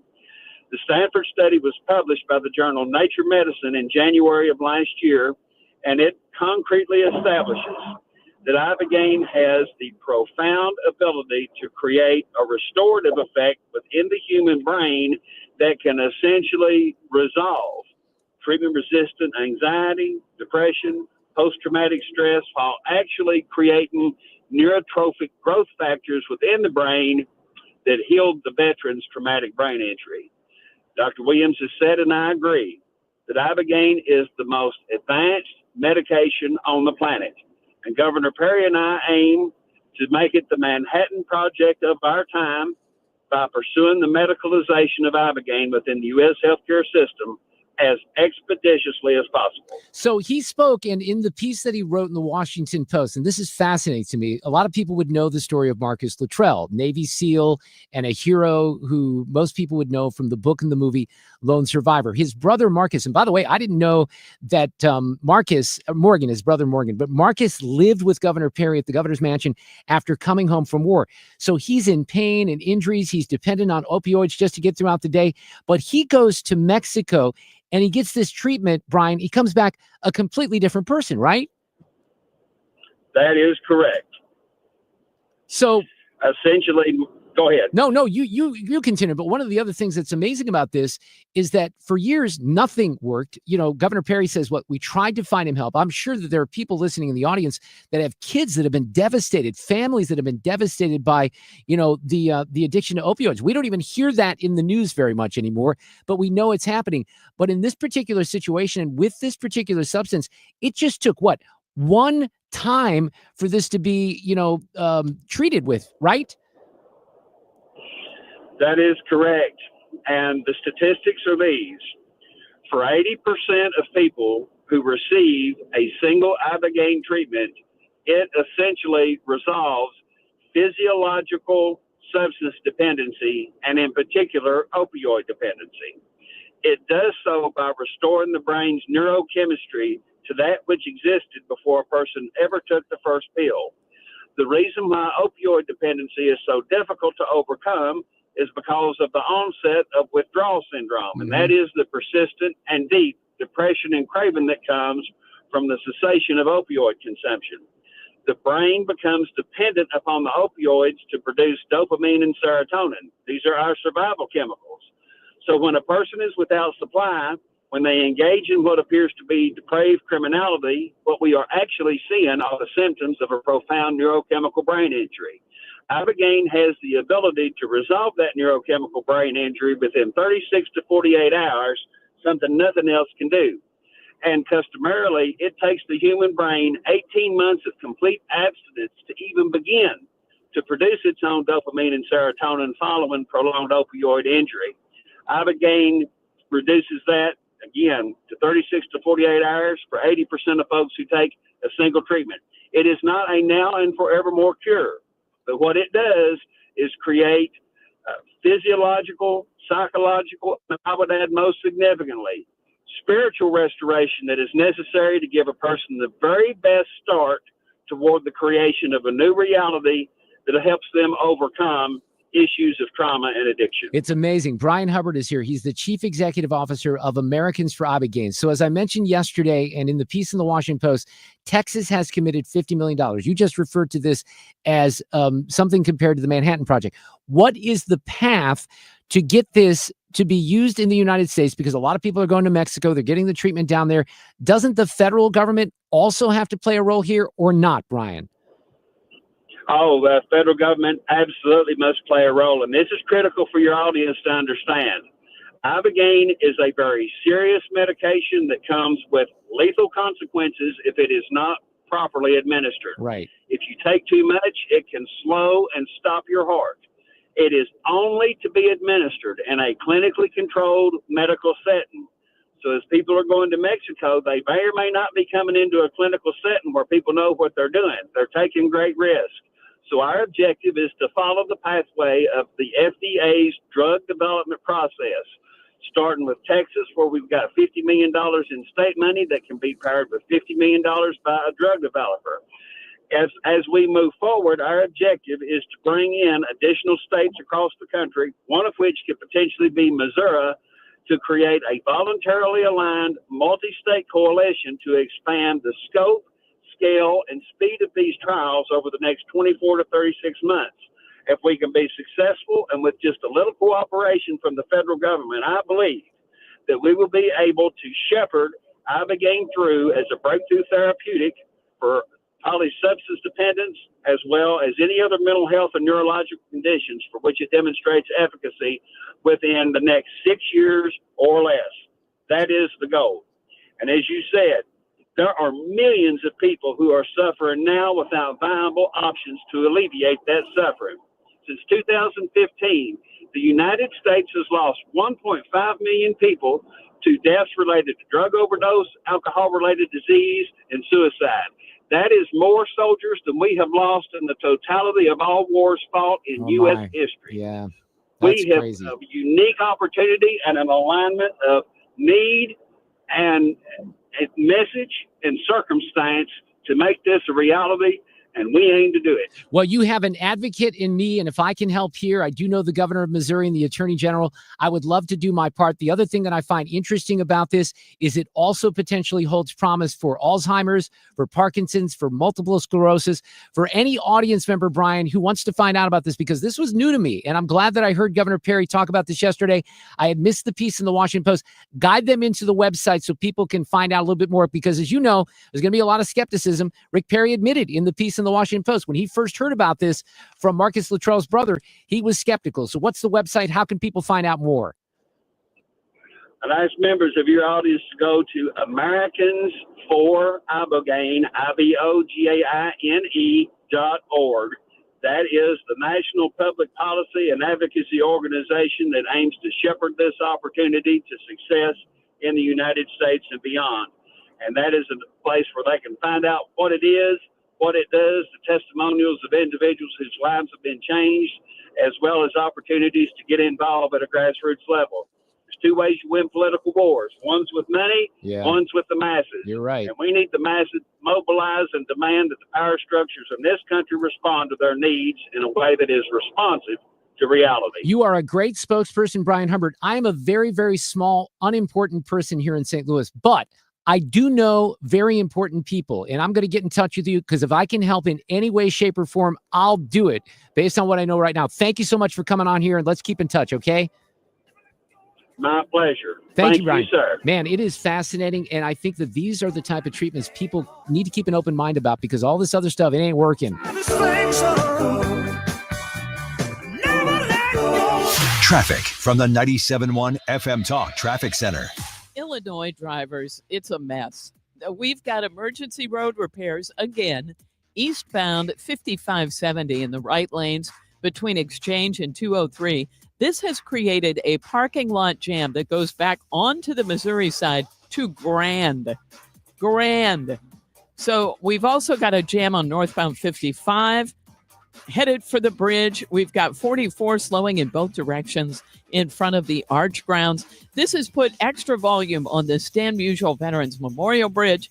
We now have an accident reported southbound 170 south of Del Mar, and a massive jam now on eastbound 6440. And eastbound is slowing at Clarkson. It's westbound that is jammed headed for the Boone Bridge. There was an accident reported on the bridge, and it's left us with a parking lot jam back through Clarkson as well. So just know that that's what's happening. And if you're westbound on 70, it's just the usual volume, some moderate volume in pockets. Wow. This report brought to you by Point with an E Pest Control. I'm Sue Thomas, and that's traffic on 97.1 FM Talk. I'm not an expert, but I don't think you want to hear wow in coordination with the traffic Illinois report. drivers. I know, it sucks, doesn't it? Point Pest Control is reminding you it's time to spray for mosquitoes. How can something that tiny interrupt your outside gatherings? Have Point Pest Control spray today so your next outside gathering is mosquito-free. 636-798-0023. Mention Annie to save an additional 10%. PointPestControl.com. Last Friday, we had a great conversation with Susan L. Ward. She's an awesome sponsor here on 97.1 FM Talk and my show. She has been for a long time. But if you need help in the area of family law, now we had her on as a guest spot because we were talking about prenups. There was kind of a fascinating piece that was in the Wall Street Journal about Jeff Bezos' wedding, which just took place. We were not on the invite list, unfortunately, but he did not have a prenup in the first marriage. And they were kind of, wondering out loud whether or not he would. And then they got into some crazy details. Like there was an NBA player who had a prenup that basically said, hey, I'm an athlete, a professional athlete. I'm going to cheat on you. This needs to be allowed. I'm not even making this up. This was in the story. Susan doesn't deal with a lot of that here in Missouri. She even said like 1% of her case is a very small number of people actually have prenups, but she can help you with anything related to the end of a marriage, which is divorce, anything that comes up in the aftermath of that. There are post-divorce issues. I had to go through many of these when I was divorced more than it was a long time ago, 20, 23, 24 years ago. You have parenting plans, you have, relocation of your kids, you have grandparenting plans, all of that they can help you with at the law offices of Susan L. Ward. And they have a brand new office, brand new location in De Pere near Manchester in 270. Their website is fantastic, stlfamilylaw.com. The focus on family law, the emphasis on you, Susan L. Ward. Hey, it's Matt, your leaf filter trusted pro. Gutters are an often neglected part of the home. They're also one of the most important. Clogged, overflowing gutters can cause serious problems like foundation damage or basement flooding, which can cost thousands of dollars to fix. Let's face it, cleaning gutters yourself is not only a hassle, it can be dangerous. But when you get Leaf Filter, you'll never have to worry about cleaning clogged gutters again. Get started today by visiting leaffilter.com/radio to schedule your free inspection. If you decide to move forward, we'll professionally clean, realign, and seal your gutters before installing our patented stainless steel micro mesh system. Leaf Filter keeps out everything but the water. And it's backed by a lifetime transferable no clogs warranty. So you're protected for good. We're in your neighborhood and ready to help. Visit Leaf Filter today for a free inspection and estimate, and you could save up to 30%. Visit leaffilter.com/radio. That's leaffilter.com/radio. Hi, this is Steve Butts with the Crawford Butts Insurance Agency. I know we're all experiencing sticker shock when you get your insurance premium. Now more than ever, you need an independent insurance agent to find the best value for your family's insurance needs. Crawford Butts, family owned and operated for more than 60 years. Please give us a call at 314-752-2500 or at crawfordbutts.com. Viking, committed to exploring the world in comfort, offering small ship experiences with a shore excursion included in every port and programs designed for cultural enrichment. Discover more at Viking.com. That's Viking.com. 97.1 FM Talk is proud to partner with Guns N' Hoses to support St. Louis area tornado victims, and you can too. Bring non-perishable food items, cleaning products, and other goods to Dave Munganaz St. Louis Honda between 9 a.m. and 6 p.m. Monday through Saturday. You can't write this. It's all real. You're listening to The Mark Reardon Show. Duane Patterson coming up after the top of the hour, one of my favorite political pundits. He is the host of the Duane's World podcast. He works with Hugh Hewitt as well. Very curious about his take. The big, beautiful bill passed back to the House today. It was a tie vote. J.D. Vance, the vice president, had to cast the deciding vote. We'll have Duane's take and more, plus an audio cut of the day in the next round. By the way, the market back up to almost where it was a few months ago when everyone was doom and gloom. I even said, and I'll tell this story in the next hour, give it a little time. Well, it closed at near 45,000 today, so we'll have a little bit more on that. But I have to give a little love to my friends at the St. Louis Cardinals. We know that this season has exceeded expectations. Joe Strohm, the VP of ticket sales, is with us this afternoon to highlight some things that they're doing. Hello, Joe. How are you? I am doing great, and just enjoying the baseball season. This team is a lot of fun to watch. Yeah, we'll kind of forget about last night. You're in Pittsburgh, aren't you? I am. We have a client trip here, and I am in Pittsburgh and looking forward to the matchup tonight with Paul Skeens. And it's always fun when you face one of the great young pitchers in the game. I love that ballpark. I've gone a couple of times, a couple of summers ago. I haven't been back in a little while, but that is a beautiful ballpark with a great setting, isn't it? It's a beautiful ballpark. If you haven't been to Pittsburgh to see a game here, it should be on your bucket list. That's what I love about baseball, is how each ballpark is unique, and this one just blends into the city, and it's an experience that everyone should make the trip to Pittsburgh and enjoy. Are you going to Chicago this weekend or not? I am not going on to Chicago, but what a great road trip. I mean, Cleveland, Pittsburgh, and Chicago, a long road trip, but let's hope we can jump back on tonight on the winning track. But what a great weekend we had in Cleveland. You know, we communicated about a month and a half ago. I can't believe it's been that long, maybe a little bit more than a month ago, when my friend Scott Jennings came in, because we called an audible. Joe Arnold and Scott, good friends of mine, came in from, Louisville, and you assisted with some tickets.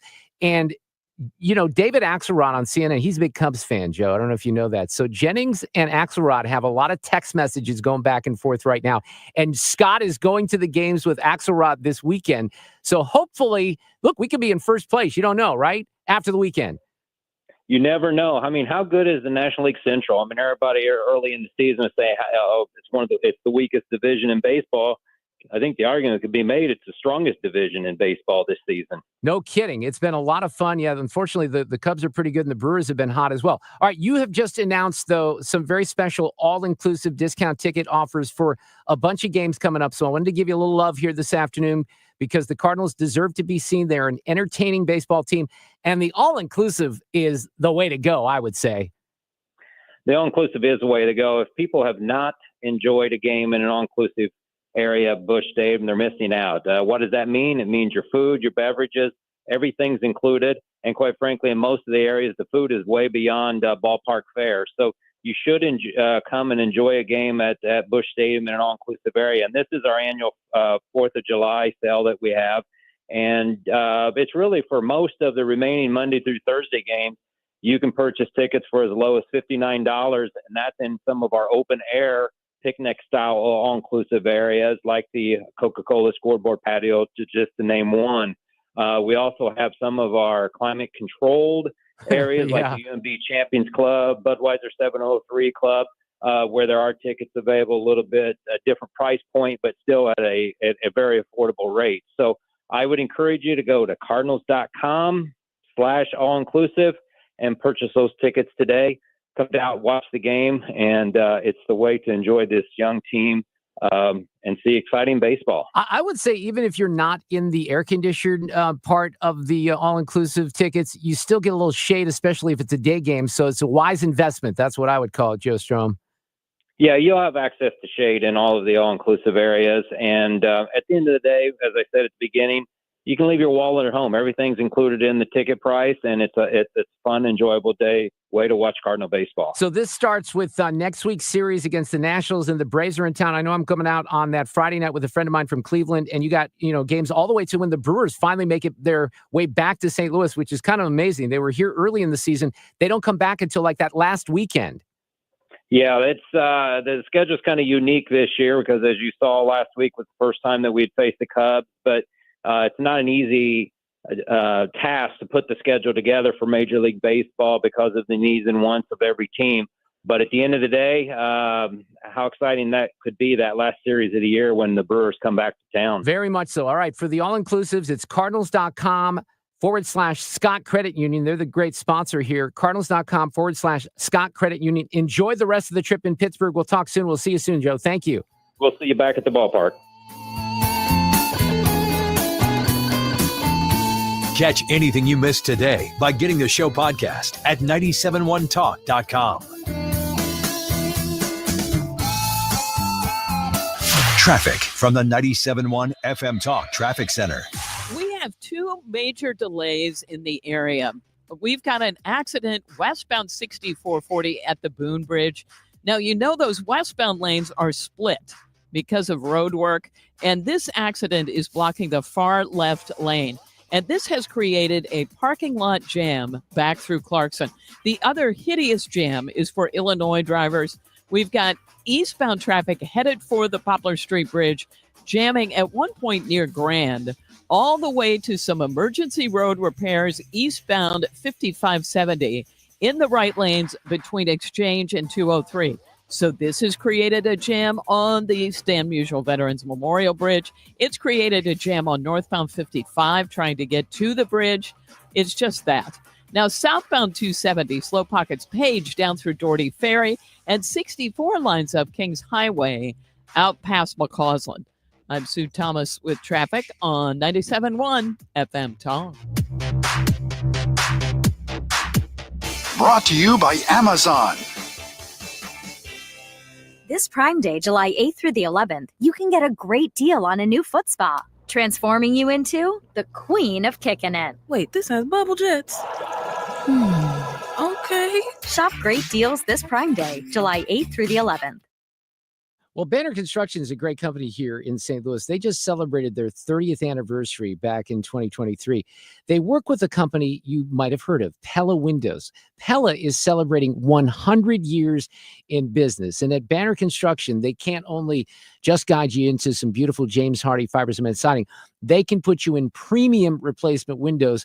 If you work with a great quality product like Pella Windows, you want to work with a certified Pella window contractor, and that's exactly what you get with Banner Construction. There's a lot of different options. There's awning, double hung, slider, casement, bow and bay. There's different style options and colors. There's glass and grid options. Pella stands for quality. The team at Banner can absolutely work with you and make sure you're getting the best windows for your situation. That's going to increase home value. It's going to be good for energy savings, noise reduction. You won't have to worry about your neighbor cutting the lawn at 7 a.m. in the morning, and it's going to reduce irritants and make your home look better.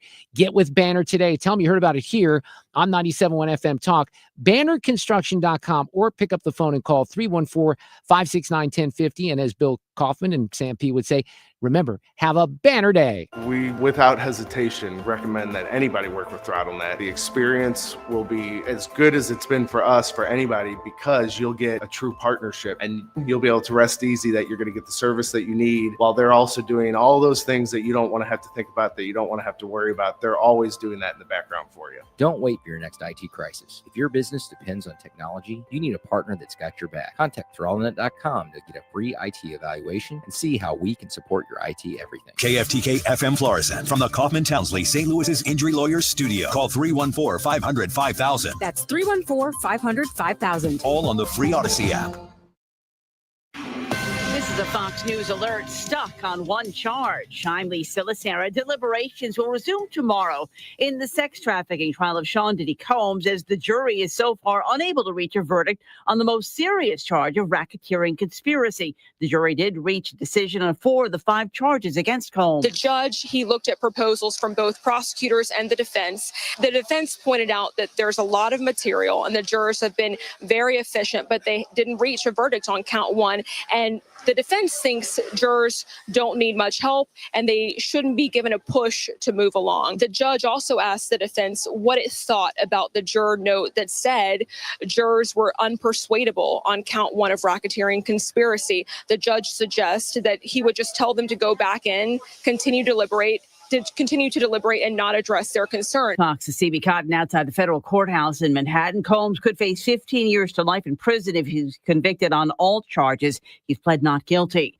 President Trump's massive tax and spending measure passed the Senate this morning with help from Vice President Vance, who broke the tie. It next moves to the House, where Minority Leader Hakeem Jeffries says Democrats will fight it. All legislative tools and options are on the table. Majority Leader Steve Scalise. I'm very confident it will pass. And the question you have to ask is, if this bill doesn't pass, what are the consequences? They would be severe. Let's get this bill passed and get this economy moving again and deliver on President Trump's agenda. But some Republicans have expressed concerns about Medicaid provisions in the bill and the bill's impact on the deficit. President Trump is predicting the measure will have an easier time passing in the House than it did in the Senate. Wall Street, a mixed day of trading, leaves the major indexes split. The Dow gained 400, the Nasdaq lost 166, the S&P off 6 points. America is listening to Fox News.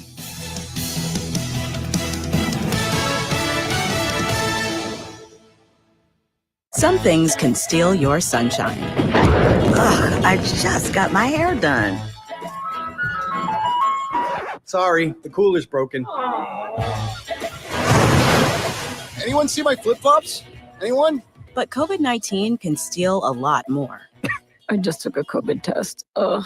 Prescription medications for COVID exist. If you test positive this summer, ask your doctor if they're right for you. Visit PfizerForAll.com/COVID-19 to learn more. Sponsored by Pfizer. No one wants to leave behind stress for their family. That's why a trust or a will is so important. Without one, your assets might go to the wrong people or leave out loved ones. Also, probate is long, expensive, and often avoidable with a revocable trust. Trustandwill.com makes it simple to create a personalized estate plan. A trust or will provides clarity and peace of mind. Get 20% off on your estate plan documents by visiting trustandwill.com/radio.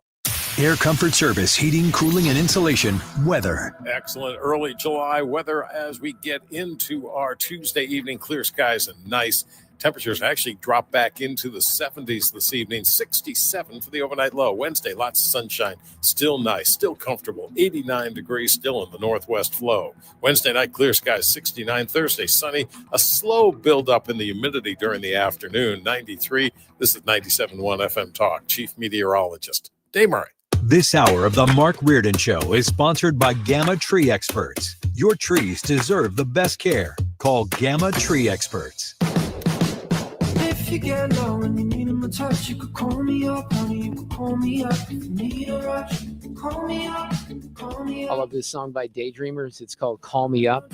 But Sue, I can tie this in for a segment that's coming up here in about 25 minutes. You know, I talk about my friend, my dear best friend on the planet, Rick Niner, who's in Las Vegas. And Rick went to not only Spain, but also Greece with the listeners that I took. And he, you know, I've described Rick as someone who certainly votes for Democrats, but he's common sense, right? He's not way out there. But I got a call from him a couple of months ago when the market starts to go down and he's looking at his 401k and he's like, wait a second here, what's going on? Trump said this, and he was all worked up. And my point at the time was, okay, let's take a deep breath. Okay, but you were kind of that way. Well, I was not in much Not of panic that mode bad. as that, but yeah, was I a little, but mainly it was because of the tariffs. All right. I was very concerned about True. the tariffs. So, but and Rick would vouch for this. I said, let's take a look at this in August because There you all go. the hyperventilating about Trump that happens every time something happens, it took me a while, but I've learned my lesson over the years. So here we are, and we're sitting at the beginning of July. Now, maybe we got to check back in August too. And the market is almost back up to 45,000 already. So again, maybe I should have taken some of my own advice when things were cratering. You saw that I was concerned at the time, but I did offer people that specific advice because it happens all the time. And maybe it's happening a little bit here with the big, beautiful bill as well. Duane Patterson is back with us from hotair.com. He's the host of the Duane's World podcast. He works very closely with Hugh Hewitt, who you might have heard of. Duane, how are you this afternoon?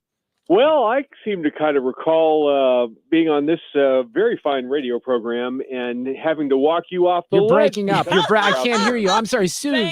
Duane just dropped off. I don't know what happened here.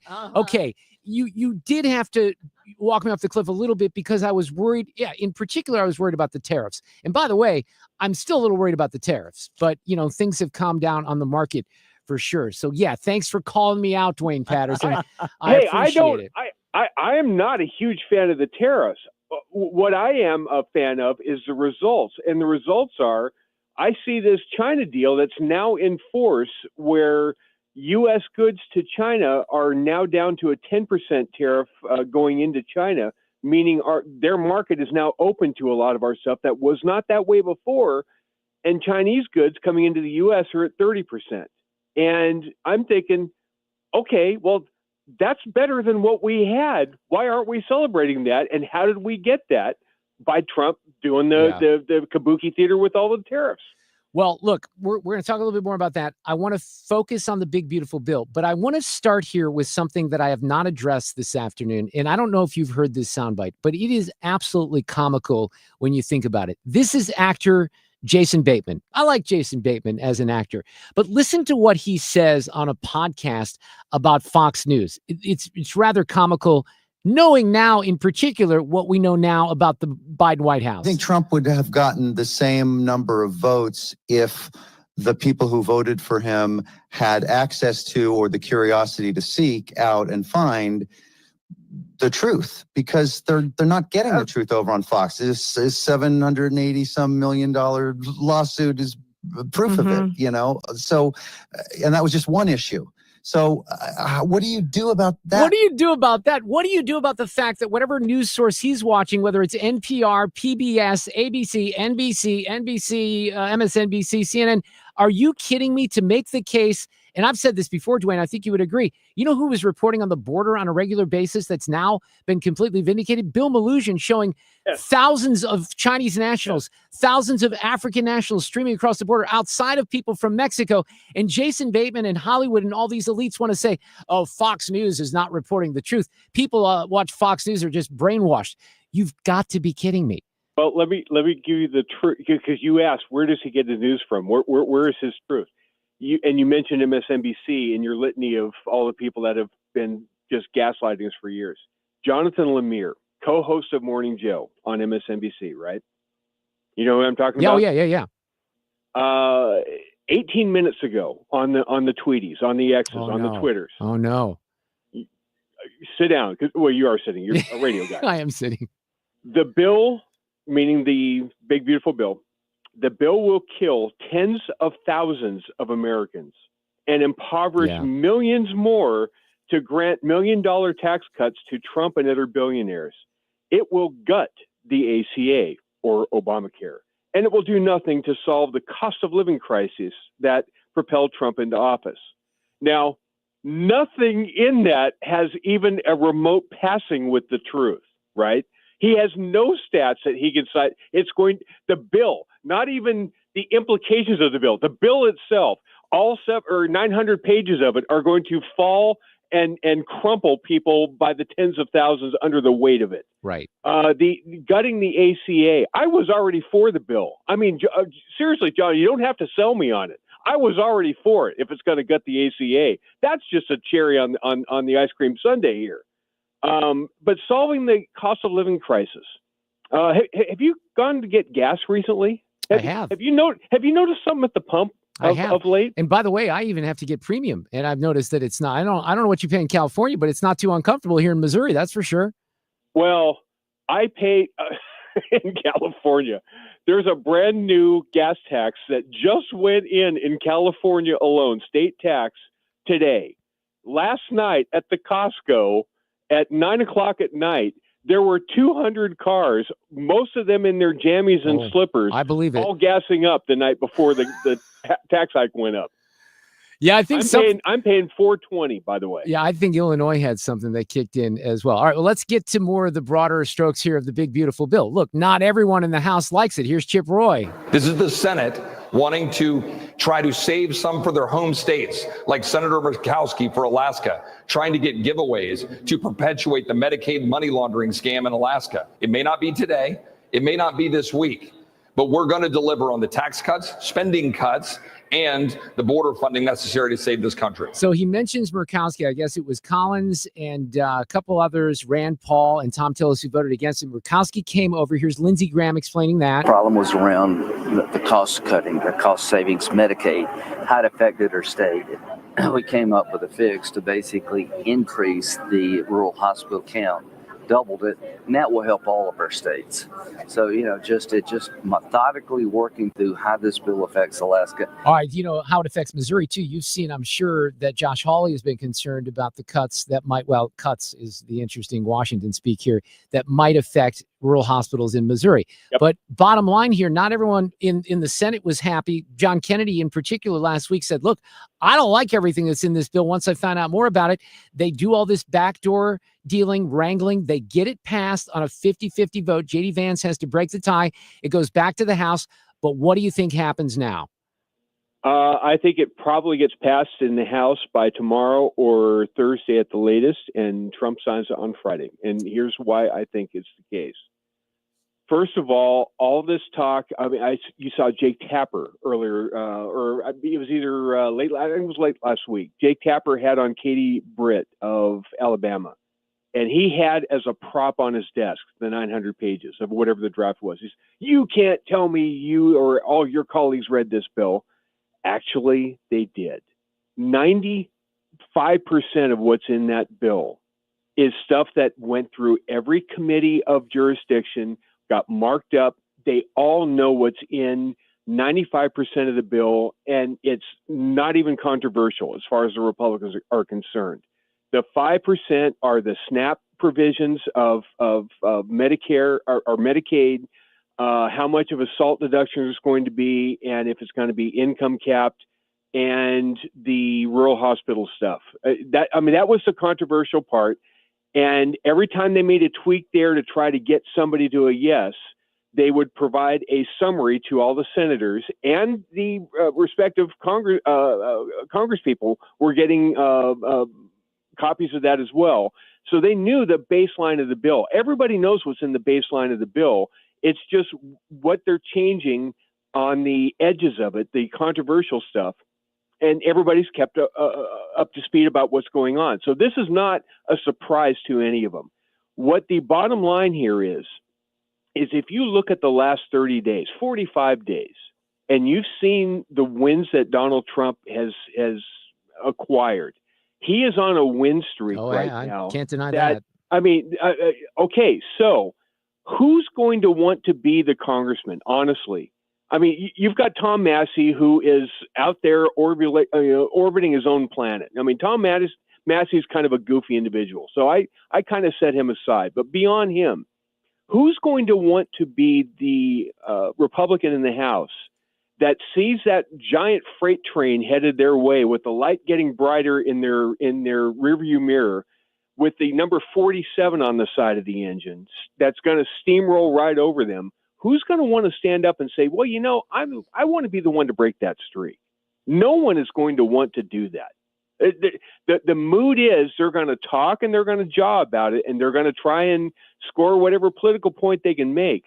But nobody wants to ping pong this thing and have it go back and forth and go to conference. More than likely, when push comes to shove, this thing's going to pass in the House by 1 or 2 votes. Well, even if you heard kind of through and you read the tea leaves of what Chip Roy said, and Chip Roy's been someone who's been very consistent on some of the fiscal stuff, he did indicate that it would in the end pass. But this is where it gets interesting with the math, right? You talk about the baseline forecast from the Congressional Budget Office. So much of this is misleading because it builds in the annual spending increases. So in other words, the Democrats claim that on the Medicaid situation in particular, which are work requirements, that's a spending cut. So the CBO projects that Medicaid spending will increase by about 4.5% annually over the next decade. The bill, and I don't know if this was the final bill, slows that growth to 2% a year. So that's not a cut. That's another one of those Washington speak cuts. That's not really a cut. It just slows the growth, right? Sure. But what it also does in the process of it as well is there actually are spending cuts. The Planned Parenthood stuff that got a bunch of people going, that got back in the bill. So Planned Parenthood is now under the Byrd rule, and that's going to get excised. So there are actual tangible cuts that are in this thing. And when this thing actually goes through, and the important factor of this is what it does to small businesses, S corps, and you know, small entrepreneurs that have little corporations for construction companies or whatever else. They're going to now have a set structure that they can count on for the indefinite future of what their tax burden is going to be, and it's going to be lower than what it currently is. And when that happens, then Katie barred the door. Then all of a sudden you've got job growth. You've got economic growth in this country that's going to take off. And that the CBO has never been able to actually estimate and forecast growth the way they might otherwise try to do. So when they talk about deficits and they talk about what's going to happen, they're underestimating the growth. Now, the bottom line to this whole thing is you're never going to do anything about the deficit or the debt. If you're not going to go after head on the entitlements, Medicaid, Medicare, and Social Security, and do the reforms that we know need to be done, unless there's an appetite in this country to do that, you're never going to truly handle the debt and the deficit in the way it needs to be handled. Right now, there is no inertia on either side to do that. So until we do that, let's take what we can get, lock in the tax cuts, and start the engine going. Well, it does slow the growth in Medicaid, food stamps, and student loans. Now, what do you have a handle on what happened? I know that some Republicans on the House and the Senate side were concerned that the Senate was not rolling back the subsidies for the green energy, the renewable energy industries, that they added some of that back in. Do you know what happened in the end? And is that going to be controversial? It probably will, but again, when this thing actually comes up for a vote in the House, it's really one of those, I talked to Byron York of Fox News and the Washington Examiner off air, and he says, I've been around this town that bills like this get to the point where they can not like it, but when it comes time to push come to shove, they treat it like, well, just pass the blankety blank bill and be done with it, and just get on with it so we can move on to something else. At some point, they're going to get to that point, and they're just going to vote it through and put it in because they've got to lock in the tax cuts. They will get destroyed next time if they don't have the tax cuts locked in. That's what's going to be the driving factor. It's interesting that if the Democrats are getting off so easy on this because they, realistically, they campaigned the entire year for president on tax increases on every single American person. That's essentially what the Democrats voted for today. If you did not vote for this bill, you voted for a tax increase on every working American. But they, going back to maybe my point about Jason Bateman, that'll never come up in the media. They'll never talk about that. No, but I'll tell you what, every Democrat right now is Zohran Mamdani. Every single Democrat except John Fetterman is Zohran Mamdani. Yeah. They are going to be saddled with this guy all the way through the cycle. And here's something you need to know about it, by the way. There is a gubernatorial race in New Jersey right next door. And its polling now is within about 7-8 points, something like that. Democrats ahead. But if you don't think there's going to be a coattail effect of what happens if Mamdani actually does get if his star falls like I think it's going to fall because every bit of attention's on him and how wackadoodle he is and what his policies are, that's going to actually impact some of the surrounding races up there too. I think you're right about that. But how would you like to be Chuck Schumer or Hakeem Jeffries? They're trying to distance themselves. They're trying to say, the correct thing right now. This guy is a communist. He stands for everything. We're about to celebrate our independence. He stands for everything, the opposite of what was happening 249 years ago. And he's the Democrat nominee in New York City. How do they get away from him? They have to endorse Eric Adams, right? That's the thing is all of a sudden they have to campaign against the communists and go for the black mayor of New York that nobody likes because he's kind of starting to gradually chew on the red pill. It's amazing. Isn't it a fascinating political story though? This is going to be now. I had someone on yesterday that said, look, let New York hit rock bottom because if this guy does get elected, they're going to hit rock bottom. Oh, I would agree with that. And as a talk show producer, as a media person, the potential show prep from that is just immense. Yeah. It's not good for the country. No, it's not. Look, I joked about Cori Bush on a regular basis, and some people didn't like it. I said she's the gift that keeps on giving because she was one of the best things for Republicans, but she was just an awful, awful person and representative, and she was so full of what. This guy's even worse, though. He's more dangerous, and he could really, Cori Bush did not bring St. Louis to its knees. We did it on our own with a lot of things in the aftermath of Mike Brown, but he could bring that city down so dramatically. I'll be very curious to see, this is another one of those things, Duane, as you know, you put a primary in the middle of the summer, people are on vacation, they're not dialed in, they're not paying attention. Well, they better be paying attention right now for the general. Absolutely. Because if he wins 4-year term, right, it is 2025, that takes us to 29. And in 4 years, you think anybody might move out of Manhattan? You think anybody might move out? What are the numbers that moved out after COVID? This will be the numbers on steroids. So then what happens to New York in 2030 when they hold the census and they reapportion congressional seats? Yeah, it's going to be fascinating. They're going to lose another couple. It is going to be fascinating to watch. But again, it's, show prep gift, if you know what I mean. Hey, you have a great week and have a great Independence Day. Thank you. You too, buddy. All right, Duane Patterson from the Duane's World podcast and hotair.com. He contributes there.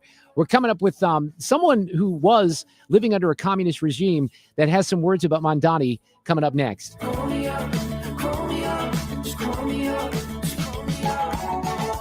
Traffic from the 97.1 FM Talk Traffic Center. We've got two major jams this afternoon. One is westbound 6440 headed for the Boone Bridge. The good news is there was an accident there that has been cleared, so that one should start thinning out. The bad news is, Illinois drivers, there's more emergency road work going on. Eastbound 5570 in the right lanes between Exchange and 203, we've got a parking lot jam that goes back to the Missouri side. In fact, on the Missouri side near Compton, That has jammed up 55 back onto 44 trying to get to the bridge. Extra volume on the Stan Musial Veterans Memorial Bridge and the other bridges downtown as well. 55 southbound slowing headed for Bates. Southbound 270 slow pockets from Olive down past Doherty Ferry. We've got westbound 364 pretty slow as you head for Central School Road. And 70, just moderate volume. It's a little slow at Wentzville as well. This report brought to you by Jerry Kelly Heating and Air Conditioning. I'm Sue Thomas, and that's traffic on 97.1 FM Talk. Jerry Kelly swings next day installs no matter how late you call. And because they work later every day, they're faster when your equipment just needs fixing too. That's MVP material. Yep, simple fix or a full install. Nobody gets you comfortable faster. JerryKelly.com. Cash for Clunkers is back. Overhead Door Company of St. Louis is paying cash for your clunkers now. They'll haul away your old garage door and give you instant credit towards a new insulated door. $200 for the first garage door and $100 for each additional door. Cash in your old entry door too. It's Cash for Clunkers now at Overhead Door Company of St. Louis. Convenient, free, in-home estimates. Schedule online at overheaddoorsstlouis.com or call 314-781-5200. Major League Baseball realized they needed new rules to help grow and speed up the game. Your retirement strategy may also need updating to keep up with potential tax law changes, Social Security, or whatever curveball Uncle Sam throws your way. Call Ricken Financial for an initial no-cost portfolio x-ray. 314-207-6211. That's 314-207-6211 or online at rickenfinancial.com. Investment advisory products and services made available through Impact Partnership Wealth, LLC, IPW, registered investment advisor. Imagine this, a summer evening, relaxing under a beautiful porch overhang, hosting your friends on a composite deck, or enjoying a bug-free breeze in a screened room. That sounds dreamy, right? Hi, it's Kim, and that dream can be your reality with Lakeside Renovation and Design because they specialize in creating outdoor spaces that make your backyard the go-to spot for family and friends. And with their attention to detail and the high-quality materials they use, you'll have a space that lasts for years. Visit lakesideRD.com today to get started on your outdoor oasis. Hi, I'm Bob Kershaw with Retirement Advisory Group. Are you worried about market volatility? Are you concerned your money won't last you through retirement? Hi, I'm Tammy Kershaw, and as a family-owned business, we are committed to protecting your retirement, whether you're nearing retirement or already retired. We have a lot of folks that aren't aware of all the new investment choices that are available, which give you growth and protection from losses at the same time. Are you aware of all the fees that you are currently paying? We can show you how to avoid those fees. So come in now for your free retirement review and get a second opinion on your retirement plan. And just for coming in, you'll get a copy of our latest edition book, Your Key to a Worry-Free Retirement. Let us show you how to retire with confidence. We are proud to say we haven't lost a penny of our clients' money in 39 years, and we won't lose a penny of yours either. Let our family help your family. Call us now at 314-993-9494 or go online to retirementkey.com. That's retirementkey.com. You're listening to The Mark Reardon Show on 97.1 FM Talk. I want to circle back to something I did at the beginning of the show, and I think we're going to try to get him on as a guest. Sue introduced us several months ago to Hank Lena, who's an amazing story. He's got a coffee shop called Just Hank's Cafe and Coffee Shop, and he's offering, by the way, free coffee on Friday morning if you're in the JCPenney parking lot at Washington between 7 and 10:30. It's a food truck. Yeah, right. Yeah, so, it's mobile. But let me, right, exactly. So he moves it around. But here's the message that he sent to us today. So he was from New Zealand. He just became a U.S. citizen earlier this year. Hello, fellow Americans. I've been waiting to say that. So 249 years ago, a group of men put their signatures to a document to make this country independent. And on the 31st of January this year, as many of you know, I put my John Hancock to a document to accept that I become an American citizen. Oh man, one of the greatest honors I've ever had in my life. It's a great feeling. In fact, we're going to celebrate it because this Friday is my very first Independence Day as an American citizen. So Melanie and I would love to buy you all a coffee this Friday. Come on down and have one on us. And let's celebrate this great nation built on great values and great people. God bless America. Thanks, everyone. So I want to tie that in because as I'm driving home last night, Sue, I listened to Laura's show, at least for a little while, because I want to see who she has on. Eric Schmidt's usually a guest every other night. He's just a media, you know what? No, I'm kidding. But Laura does great work with her guests. She has someone on by the name of Xi Van Fleet, who was a survivor of communist China under Mao. Oof. And they're talking about Mandani, this guy from New York City. And let's not dance around the edges, right? He is not a socialist. He is a communist. Wow. He stands for everything the opposite of what we will be celebrating this Friday. And we should be celebrating our freedom. I said this earlier on the show. It's not just about hot dogs and brats and fireworks. We need to appreciate, and look, I'm preaching to the choir. Most of the people listening right now, they know how great of a country we have. Do we have flaws? Have we had flaws? Of course we had. But to put these things into perspective, Xi Van Fleet said some things that are very, very important. Yeah, I want people to know he is more than just the typical woke Marxist that focus on identity politics, DEI, and oppressor and press narrative. He is a full-fledged communist. I don't know whether the New York voters understand what it means, that seize means of production. That means abolish private property. That means the state will take over businesses, capital, land, and the resources. And that's the place I came from. I shopped in the government-owned grocery store.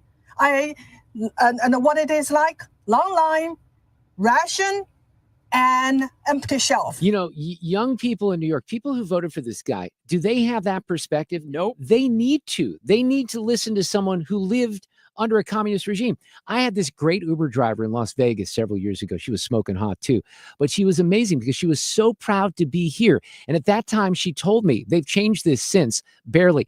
But if you were not in the elite, you couldn't even have a hamburger or a steak. You could have a cow for milking purposes, but they did not allow you to have steaks. That's what was happening not too long ago in communist Cuba. And in China, Xi Van Fleet puts it into perspective even better. And I lived in a government-granted housing. My family of 5 had 1.5 room, and we were lucky because we share bathroom with 4 other families. Others, they have an outhouse. And I grew up in and I endured the educational system that required that every day we raise our class consciousness. And what that means is to follow the party line. And I escaped that world. I came here for freedom. And if America falls, all of us have no place to go. New Yorkers, you have to wake up. I'm so glad President Trump sees through it and call him a communist.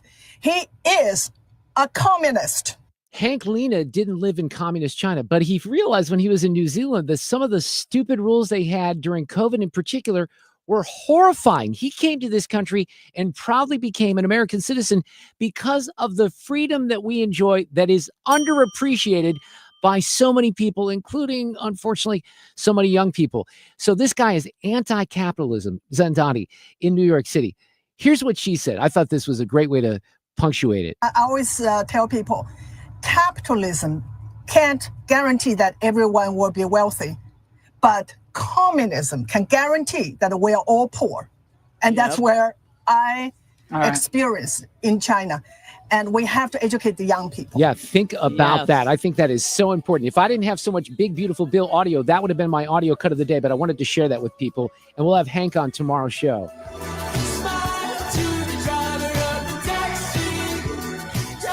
Traffic from the 97.1 FM Talk Traffic Center.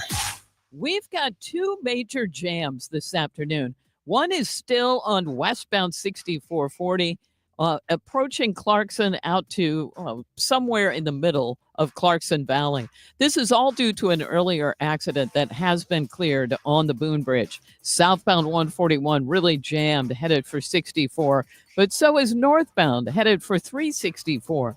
Now, the other serious jam is downtown. It's just a parking lot. Eastbound as you head for the Poplar Street Bridge. Now, the problem is eastbound 5570, they've got the right lanes closed for road work between Exchange and looks like 203. And that's created a jam back past Jefferson. 55 is jam past 44. And there's extra volume on the Stan Musial Veterans Memorial Bridge. I'm Sue Thomas with traffic on 97.1 FM Talk. Yeah, as I mentioned, the market way up today, almost back to the point where it was in the spring. Duane and Sue kind of outed me as being in the panic category. Dave Simons is going to put it into perspective coming up next. This report is sponsored by McKelvey Homes. Hi, I'm Jim Brennan of McKelvey Homes. Have you always wished for a brand new home in an established neighborhood? Select one of our move-in ready custom homes throughout St. Louis, or we will build on your lot. Visit McKelveyHomes.com and move up to McKelvey. Guys, it's time to take charge of your health with my friends at Victory Men's Health. Mark Cox here. I already love what they do at Victory. They do hormone optimization, sexual health, weight loss, even vitamin deficiencies. Now they're offering specialty cardiovascular testing and even early detection cancer screening. Visit them at one of their 4 great locations now in Sunset Hills, Town and Country, O'Fallon, Missouri, and O'Fallon, Illinois. Tell them Mark Cox sent you. Go to victorymenshealth.com. When it comes to replacing your windows and doors, don't settle for ordinary. Choose extraordinary with Renewal by Andersen, the full-service window and door replacement division of Andersen, a name trusted for over 120 years. Our exclusive Fibrex material combines the strength and durability of wood with the low-maintenance features of vinyl, giving you windows and doors that are twice as strong as vinyl, energy efficient, and built to last. For a limited time, get 25% off every window, patio door, or entry door with no payments for 18 months and 0 interest. It's our best new client discount. Ready to transform your home? Dial pound 250 and say the keyword windows to schedule your no-cost design consultation or visit rbastl.com. That's pound 250. Keyword windows, or go to rbastl.com. Renewal by Andersen. Superior products, exceptional service. It's time for a $98 AC tune-up. 5:34. This portion of the show is sponsored by Jerry Kelly Heating and Air. I do have audio cut of the day coming up here in just a few minutes as we wrap on a Tuesday edition. Just as a programming note, I will not be here on Thursday, or none of us will be here on the holiday on Friday. We'll have a best of show, and then everyone's back together on Monday. Ethan even ditched out of us today. He had to go to Seattle for a trip, right, with his family. I did ask him to bring us a fish. Yeah. You think he will, though? I don't know. Will he take that challenge? He said his wife was okay with it. She's I don't think I'm outing her here, rather of a picky eater. And I don't think she's a fish fan, but apparently she said, okay, we can bring a fish back. And you said you can do that from the market. You have them wrap it up so it doesn't smell like fish on the plane. Otherwise, you'll be kicked off the plane, Correct. Right? They put it in dry ice, and they know how to do it. I love that. I've only been to Seattle like for a cruise when I went to Alaska. Oh, yeah. And we barely got out of the port, so I didn't really get to see the market or anything like that. So great. It's on my list of things to do. I've never really been to the Pacific Northwest. I've been to Portland one time. I've not and been that's there. It. I want to go there. We need to go there, Yeah. right? I mean, speaking of communism, that's what they do out there, but that's okay. Dave Simons is here. He hosts the show on KMOX Dollars and Cents. He's a partner and managing director at One Private Wealth in Chesterfield. He's talked me off the ledge many times. Duane did kind of out me because I told the story. Dave, how are you, first of all, as I welcome you in here? I'm wonderful, Mark. Thanks for having me as always. I have a good friend in Las Vegas, and when all this stuff was, going to hell in the spring with the tariffs and the markets dropping and dropping and dropping, we're all panicked. And, I've made it a practice of not looking at my 401k. But look, it's if you're a human being, you have to be a little concerned when you see things going down dramatically. But I did. This is true, Sue, even though I was a little panicky. I told my friend in Las Vegas, I said, hey, let's let this settle down a little bit. Let's see where we are in August. Now, this is the beginning of July, and we're almost back to the high of the market, or have we passed that? We're right there, aren't we? Yeah, yesterday we actually hit record highs for both the S&P and the NASDAQ, and the Dow is within 1%. So let's just call it out. We are at record highs. And to your point, Mark, people have been at this business for a long time, like myself, now in my 4th decade of doing this. This is unprecedented, this quick of a turnaround. We had just about a 20%, I wouldn't call it crash, but it happened so quickly in the early part of the spring, alluding to what you were talking about. And just like that, in a matter not of months or quarters, but of weeks, we make it all back and then some at record highs. And if you ever needed any more proof that you cannot time the market, This was it. Right. So in the spring, when things were kind of crashing, there was a lot of concern about the tariffs. So what's now pushing, and the market's been slowly, it's been at 42, 43, 44. I mean, it's really been up the last week or so, but what's pushing this right now? Is there confidence in what they're doing with the big, beautiful bill? Is it because Trump's backed off and negotiated, maybe not backed off, but negotiated some of the tariff rates? There has to be confidence. There are still people out there that are talking about a potential recession. So what's driving this right now? Yeah, and I don't see the recession, but I think you hit it on those couple of points, Mark. We have to go back to the beginning of the year before Donald Trump was sworn into office, and there was so much hope about this guy coming back in from a business standpoint. I'm talking just strictly from an economic standpoint, saying, look, we know he's business friendly. He's going to cut a lot of red tape. He is going to do everything he can to keep those so-called Trump tax cuts alive and extended. And so Wall Street was euphoric, and we got up to a pretty good start. But then he started to give hints about, the tariff stuff that I talked about, yeah, these are the numbers I'm thinking of. And it really blew a lot of people away, and a lot of economists were very concerned. But, Mark, it was really the freezing of the bond market. It was one thing that stocks fell. But not only was he talking about tariffs that could have pushed us into a recession, but then he's going after Jay Powell and threatening to find a way to fire him. Markets don't like that at all. And so that stuff has kind of died down. Yeah, he still doesn't really care for Jay Powell, but at least he's learned, I guess I can't fire the guy.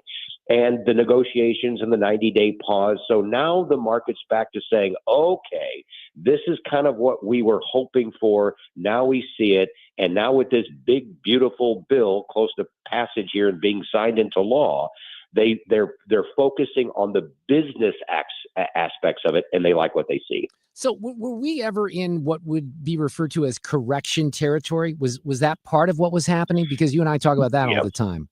Yeah, correction is normally defined as at least a 10% pullback, and we got that and then some. A bear market is defined as 20%, and we literally hit 19.5%. I would say that's about a bear market, but it happened so quickly. Yes. It's hard to define it as a true bear market. You blinked and you missed it, and now we're all the way right back up. But I just really want to drive this point home that I kind of referenced before, because there were people who cashed out, couldn't take it, were convinced, oh my goodness, we are heading into some territory that we've never seen before with these tariffs. We're going to go into a deep recession. You had a lot of economists, particularly on the liberal side, talking about the fact that this could be the next Great Depression. I mean, it was maddening, and it was almost laughable to see some of this stuff. And people were cashing out because of it. I guarantee a lot of those people, Mark, did not get back in because it happened so quickly. So they locked in those losses. So for the ordinary American who, I mentioned a 401k, and we're maybe years away from retirement, people generally don't know what's going in or what's going on. They expect that the company that's managing them will make good decisions. But you tell me if I'm wrong about this, because I'm not very smart. If the market starts to go down and I'm still investing in the market, doesn't dollar cost averaging still help me out? Because we're getting some bargains when the price of the stock is lower, and now it's back up, and you, in theory, have more of that stock or more of that mutual fund or whatever it might be. Thank you. That's exactly right. I especially tell young people this who don't have much experience. And so that when they get hit with the first bear market, they really freeze up and say, well, I better not invest in my 401k right now because I'm putting good money after bad. No. When you're in a 401k, you want corrections. That is the juice, man. That is the power. That is the fuel that creates wealth long term. You get those occasional corrections, and then you're able to buy more with the same dollars. Yes. You're getting more shares at cheaper prices, so your overall cost basis is lower. So instead of looking at this as saying, oh my goodness, my 401k is going down. No, if you're thinking long term and you have at least more than a few more years, look at this as advantageous. This is what builds wealth. Let me go back to Jay Powell, Dave Simons, because, Trump may be not calling for him to be fired right now, but he has a new nickname for him. He's calling him Mr. Too Late. He sent a note to him yesterday spelling out the interest rate failures. He says it's costing the U.S. a fortune. And they sent a note and they highlighted some of the rates in the other countries out there. And he says, Jay Powell, the U.S. is losing hundreds of billions of dollars because of the larger interest rate target of 4.2 to 4.5%. So what do you say about all that right now? Well, I actually was on Jay Powell's side up until a couple of weeks ago, and I changed because I know Jay Powell has even said, Mark, that, hey, I would be lowering rates, or at least I would try to get my committee to lower rates if this was just kind of a normal market right now, because I think that the economy can handle it. The reason that I don't want to do that is because it's the unknown of the tariffs. And if that's an extra tax and causes inflation, well, I don't want to be lowering rates ahead of that. Conceptually, I understand that. That can be Econ 101. However, I now do not believe that the tariffs, that whatever they turn out to be, the final number, I don't think they're going to be as draconian as a lot of us once feared. So now I don't think we're going to have a major inflationary problem. I wrote in my weekly commentary just last Friday, I now believe the Fed should start cutting rates. They meet next July 30th and 31st. Right. The consensus is they will not cut. If I were in charge, I'd go ahead and start the process now. It's only 0.25%, Mark, and it takes a while for those to build up and actually have an impact. So even if you start in July and continue into August, September, those cuts really don't have much of an impact until early 26. I think it's okay to start doing that, but I think they'll probably wait till September. Yeah, so in the June month, they held firm for 4 consecutive months. So if they do that late July, that would be 5 months. Now, the president's on with Maria Bartiromo on Sunday morning and says Jay Powell, by the way, he appointed Jay Powell, so there is that. But he says that he should slash rates down to 1 or 2%. Now, that's not realistic, right? It's never going to move that quickly, is it? No, that's Trumpian in nature. We're Right, used to right. it. He kind of goes way out there and hopes to negotiate something a little bit closer to home. But no, you can't do that. That would freak the markets out, and we would all suffer, especially in the bond market. Wouldn't like that, and gold would go crazy. But you do 0.25% to 0.5% at a time. I know what he's saying. I think he's justified when he points to other countries to say, look, they're all doing it. However, we are the largest, greatest economy in the world. We typically lead. Other countries are cutting because their economies are slowing much faster than ours, and they're trying to juice their economy. We're not really having to do that at this point. We're seeing some slight weakness on the edges, but I look at it as the economy. Mark, you want to cut rates when you can, not when you have to. And there's a big difference. And so I don't want to wait too much longer to start cutting rates, because some of the initial weakness we're seeing in the data, that could grow by the time the Fed decides, oh, maybe we should finally start cutting rates. Well, now you waited too long, and then the nickname that the president has given starts to actually. Yes, that's right. One of the things that is a little confusing to me on the economy, because I was concerned, if you go back to the spring, about a possible recession. You saw a lot of companies that were cutting back. You had companies that maybe hadn't cut back before, even Southwest Airlines that had, slashed jobs. But that seemingly has really kind of tailed off. I haven't seen news of big layoffs or big pullbacks from major American companies lately. No, it hasn't happened. In fact, we're starting to see a little bit of a turnaround. Some of the companies that were just not shipping things into this country, they have started that again. Now, the coast is not clear. We know that, and we don't know the final numbers on tariffs, but I think we're starting to see a little bit of business pour back in, and it's just individual stocks now, or companies, where before it was kind of economic wide, where there was concern across every industry, and now it's very specific. And dare I even say, if we're talking specifics, like an Elon Musk and Tesla. So if this bill passes as is, we know that the EV subsidies, they die September 30th. And that's really what's behind Musk's outrage over all this. And so I think you're going to see Tesla vehicle sales go way up in the next month or two, and then just die after September 30th. Because the credits are going to go away? That's it. Yeah. I don't know where they landed, though. This is one of the questions I had for a previous guest, because there were certainly rumors. It's so hard to keep track of what they did with this bill, but there were rumors that some Republicans wanted some of that green energy stuff, stuff back into this bill. So I don't know where they land with the finished product, but we'll have to see. Dave, it's always great to catch up. Thank you so much. You have a great 4th of July. Yeah, you do the same, Mark. All right, take care. We have audio cut of the day coming up.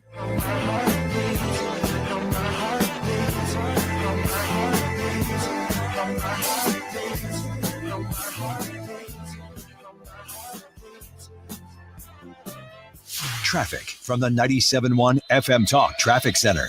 Just a mess downtown. We've got an accident, the second one of the day, eastbound 44 near Park Avenue. And that is just past the 55 split. Well, they've got the two left lanes blocked. And traffic is a solid jam back onto 44 past Jefferson. The worst of it remains 5570. Eastbound 5570. Right lanes are blocked for emergency road work between Exchange and 203. Parking lot jam that goes back across the Poplar Street Bridge to Jefferson on the Illinois side. And that has jammed up traffic on the Stan Musial Veterans Memorial Bridge. Westbound 64, a slow go, especially approaching Hampton out through McCausland. Better traffic through Chesterfield Valley, but still a little slower than usual. I'm Sue Thomas, and that's traffic. This report brought to you by Point with an E Pest Control on 97.1 FM Talk. Sue, always forgive me because I'm multitasking, but my old high school friend Todd Blackstock just texted and said, accident, 40 West Bridge, backed up to 270 and beyond. Did you cover that one?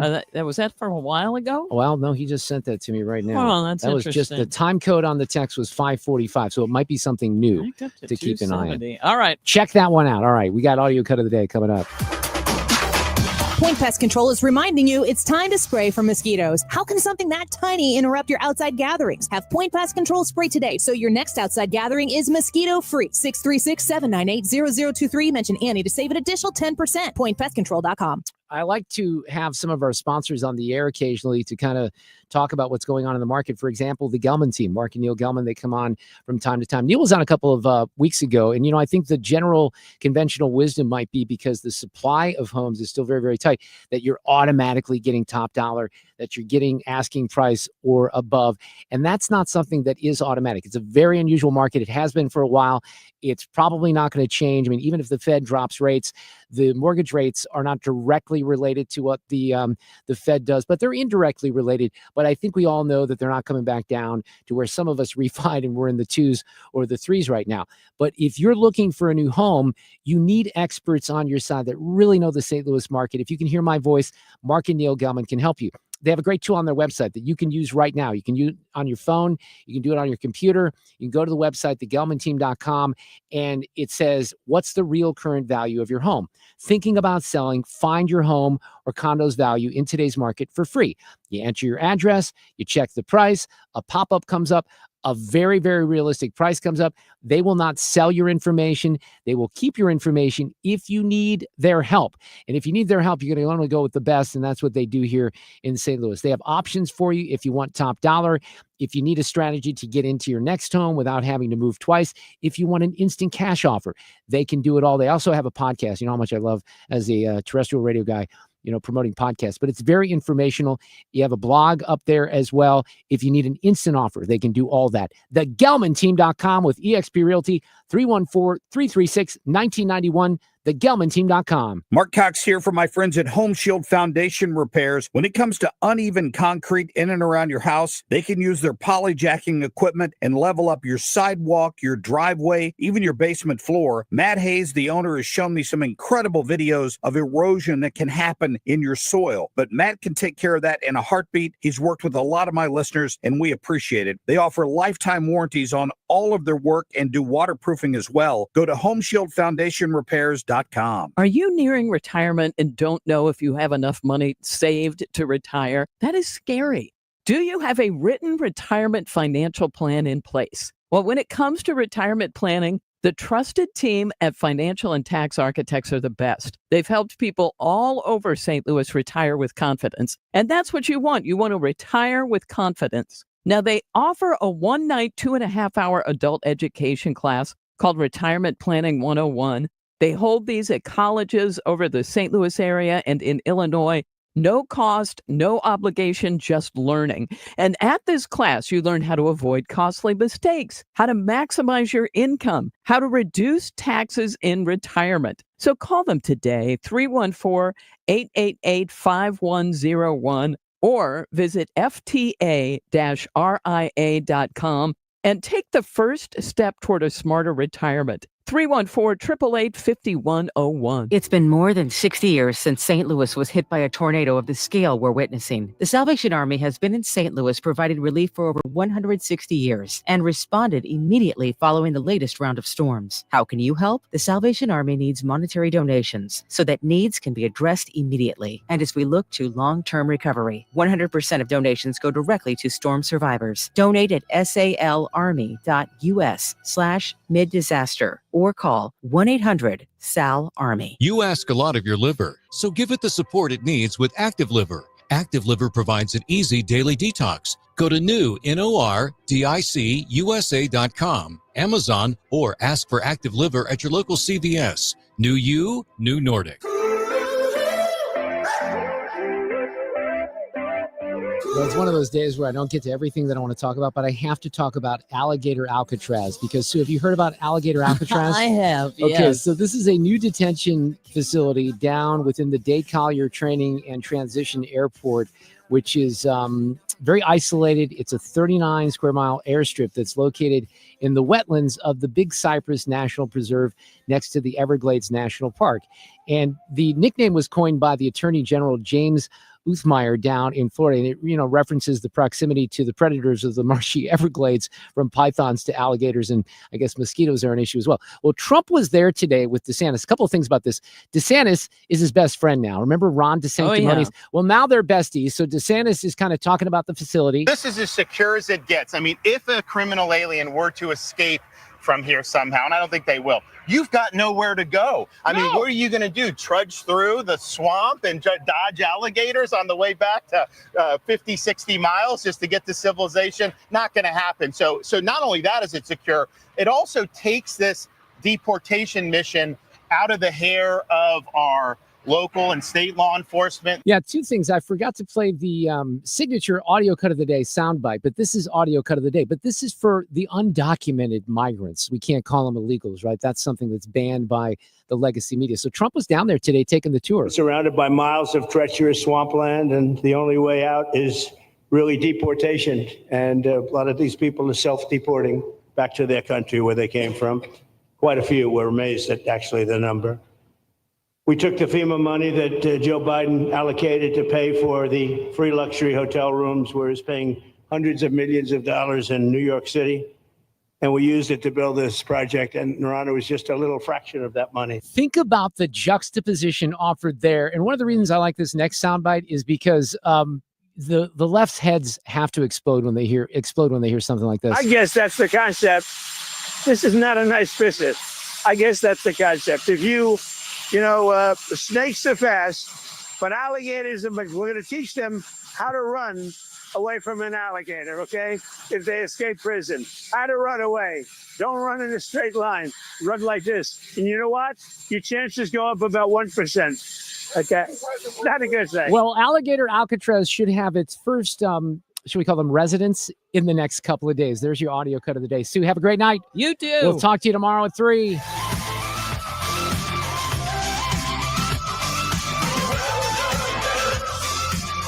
Traffic from the 97.1 FM Talk Traffic Center.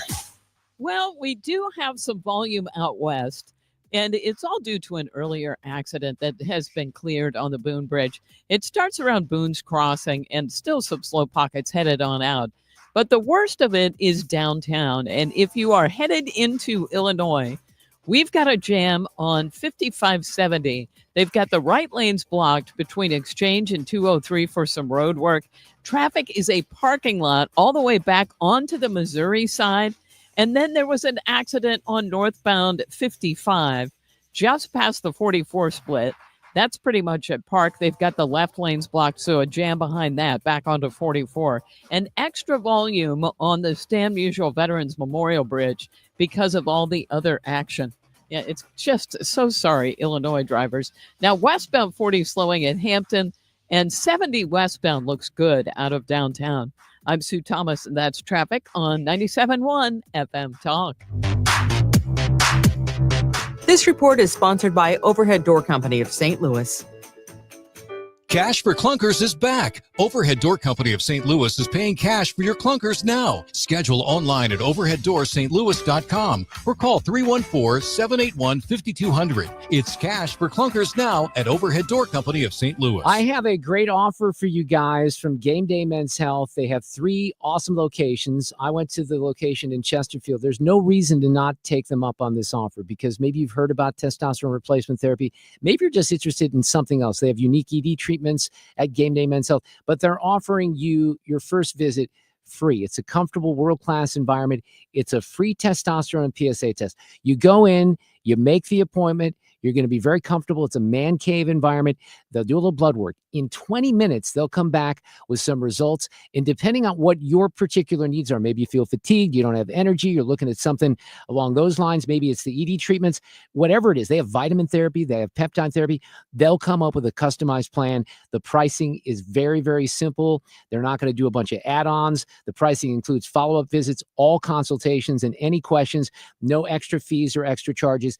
This is world class. And if you haven't checked out Game Day Men's Health, this is a great opportunity. Take advantage of the free testosterone and PSA test. The Chesterfield location, just a few blocks from 6440 and Olive and Clarkson. They do have a location in O'Fallon, Missouri, and in Glen Carbon, Illinois. The website, GameDayMen'sHealth.com. Get back to the top of your game with Game Day Men's Health. Mark Cox in studio with Gloria Liu, broker, owner of Your Home Sold Guaranteed Realty and St. Louis real estate expert. Gloria, while most agents make big promises, you're famous for your upfront written guarantee. That's right. My name is My Promise. While many agents promise you an unrealistic sales price just to get your business, I'll provide you with an upfront written guarantee stating if I cannot sell your home for 100% market value, I'll pay you the difference. Gloria, this is what sets you apart from others and why I only recommend you to my listeners, friends, and family. Friends, why risk working with just any agent when you can work with the best? Gloria Liu guarantees your sale price up front and in writing. Absolutely. And if I don't, I will pay you the difference. The agent you choose in this changing market matters and could cost you or make you thousands. Sell your home with certainty, confidence, and 100% of market value, or Gloria will pay you the difference. Call 314-325-6888 or visit GloriaHasTheBuyers.com. That's GloriaHasTheBuyers.com. KFTK FM Florissant.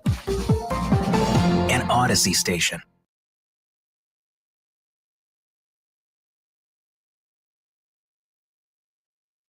Well, we got a little thrown off there with some of the things happening with the commercials, but I can tell you that we'll be back tomorrow night or tomorrow afternoon at 3 p.m. Have a great night. Hopefully you're getting ready for the 4th of July. Fox News is coming up next on 97.1 FM Talk. On to the House. I'm Lisa Lacera, Fox News. The Senate narrowly passed President Trump's spending package this morning. As Vice President Vance broke the tie, House members expected to vote on it in the coming days. House GOP leaders hope the July 4th deadline applies pressure on skeptical Republicans to vote yes. Republicans are banking on President Trump to close the deal. He could implore Republicans to pass the hallmark of his agenda or face his wrath. The GOP can only lose 3 votes. Fox's Chad Perkam on Capitol Hill. President Trump has been pushing Congress to vote on the measure by the July 4th holiday.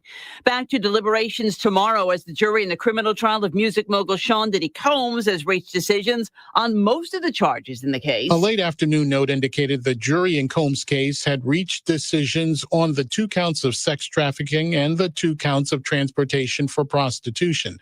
They're split to an unknown degree on the most serious of the charges, racketeering, which carries up to a life sentence. The judge has urged the jury to continue deliberating without announcing the decisions they have reached. Fox's Colonel Scott. President Trump